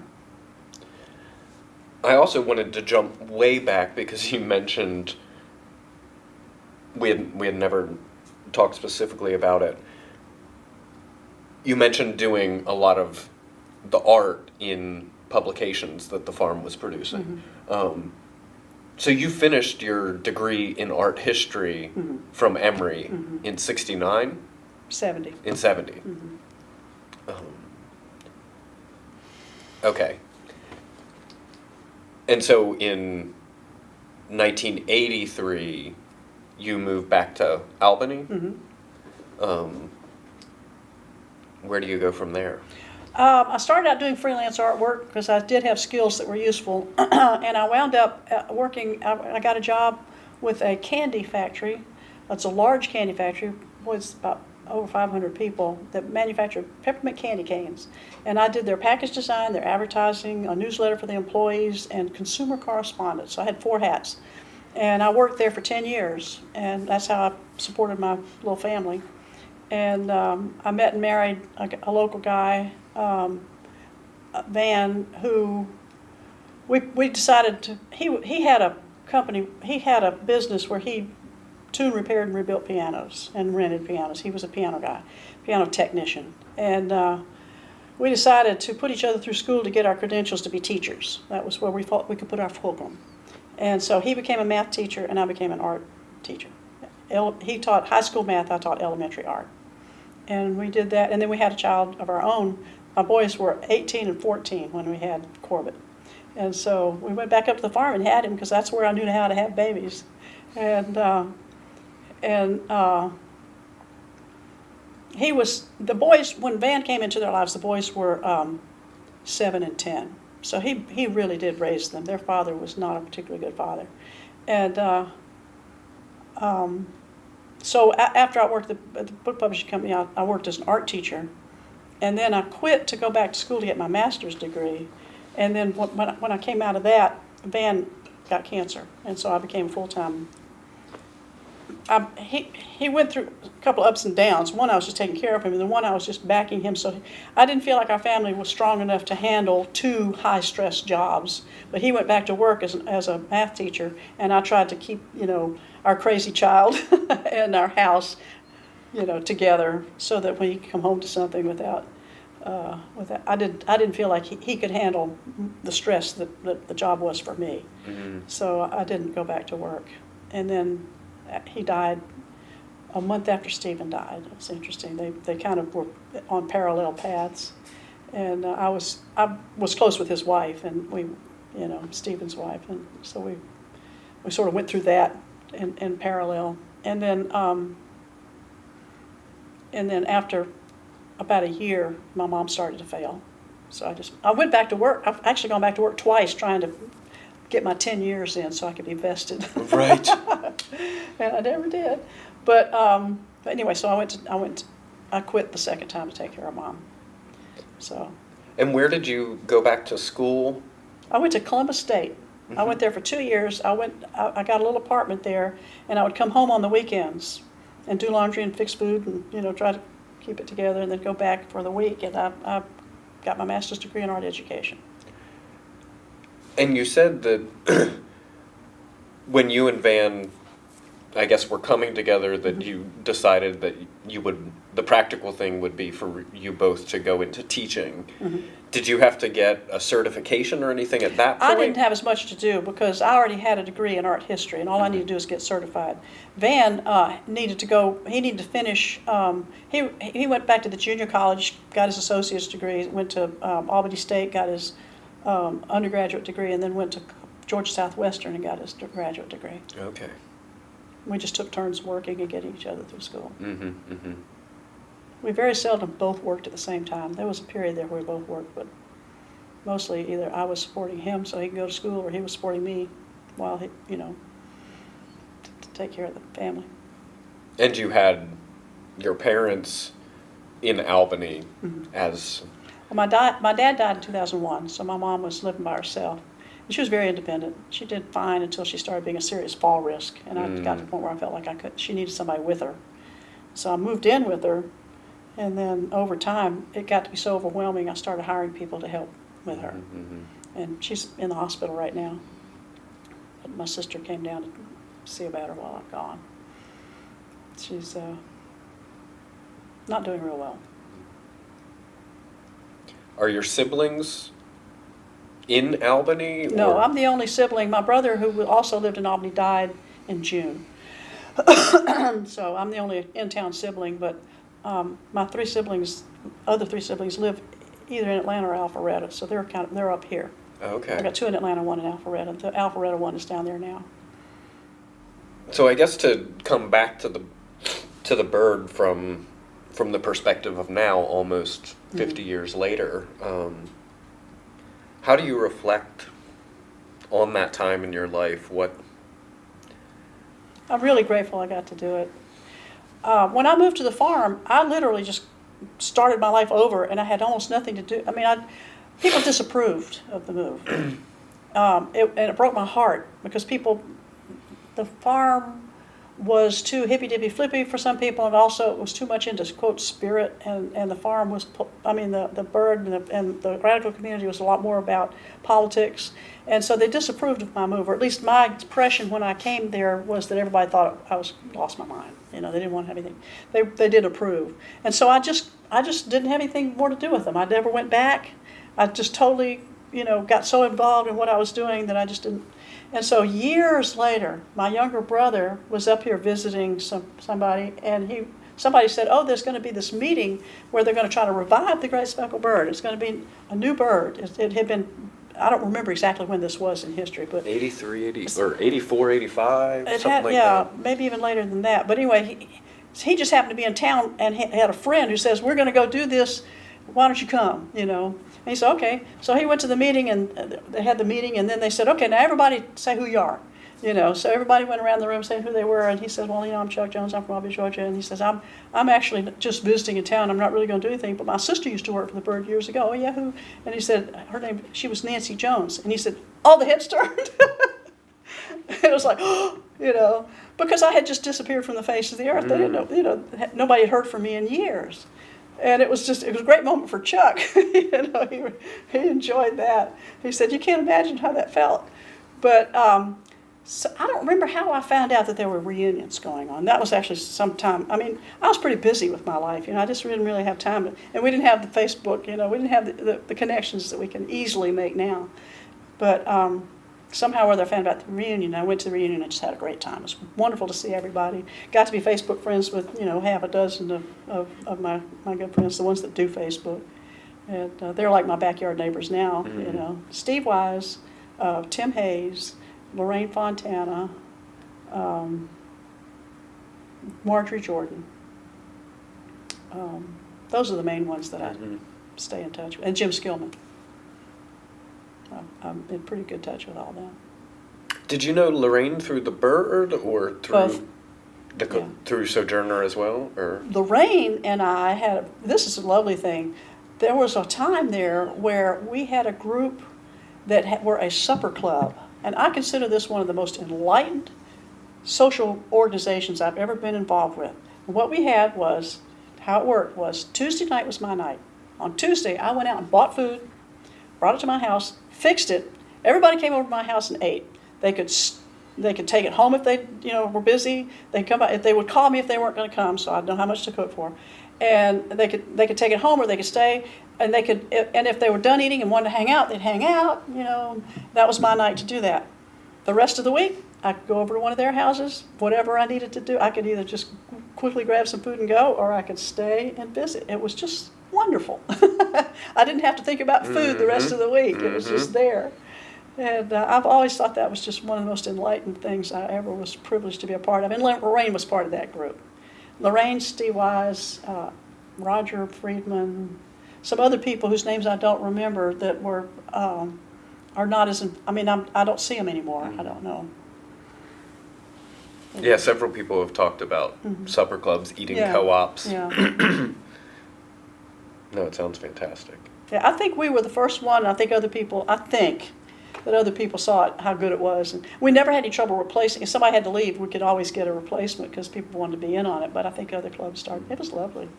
I'd love to have something like that now, but I have to find people to eat like I do. They're not that many. And I think they endured for years. I think actually that particular group wound up getting a house together long after I left. Whatever permutation of it was years later. Yeah. So I guess to sort of come in on the end, so at this point in your life, sort of what are your sort of guiding passions or ideals, principles?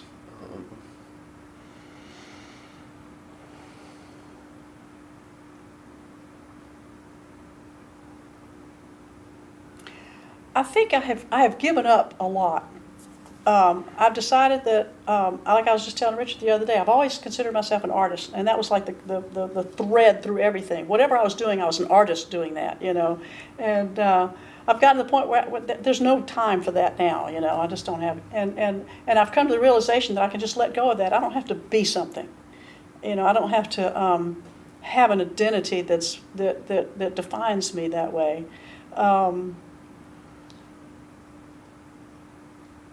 And I feel that way about all these different things that I've done. There's obviously a thread through them that's me, that makes these choices and does these things. And so whatever that is going to make whatever choices come to me next. But they don't. I've lost any desire to be famous, or rich, or to make a huge difference in the world or anything like that. I'll be happy if I can get my third child launched and on his feet, and have enough money so that I don't become a burden to my children in my old age, and have some fun with Richard. Those are my goals in life right now. And if while doing that, I could do something like buy a bus for a friend of mine who's a midwife, which is what we're doing this afternoon. As soon as we leave here, we're going to go visit with a friend that we just donated our bus to. And she's a wonderful midwife. She's the one that took him to Ghana and Senegal. Or Senegal, not Ghana. But anyway, so yeah, just there's little things you can do. Yeah. Always do. There's always something you can do to help make a difference. It's just hooking people up helps. If you're just in the right place at the right time, you might be the one to do something. You just never know. But if your attitude's in the right place, then you're ready when it comes. Yeah. Well, I thank you so much for making the trek up from Albany, down from Tennessee. You're good at what you do. Yeah. You really are.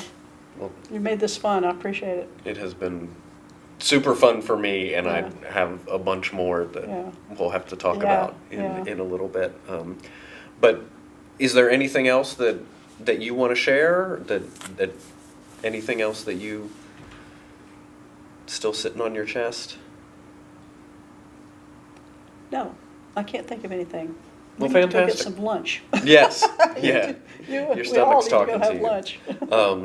Well, if there is anything that comes up, please let us know. We'd be Thanks. happy to sit again. Thanks. Yeah.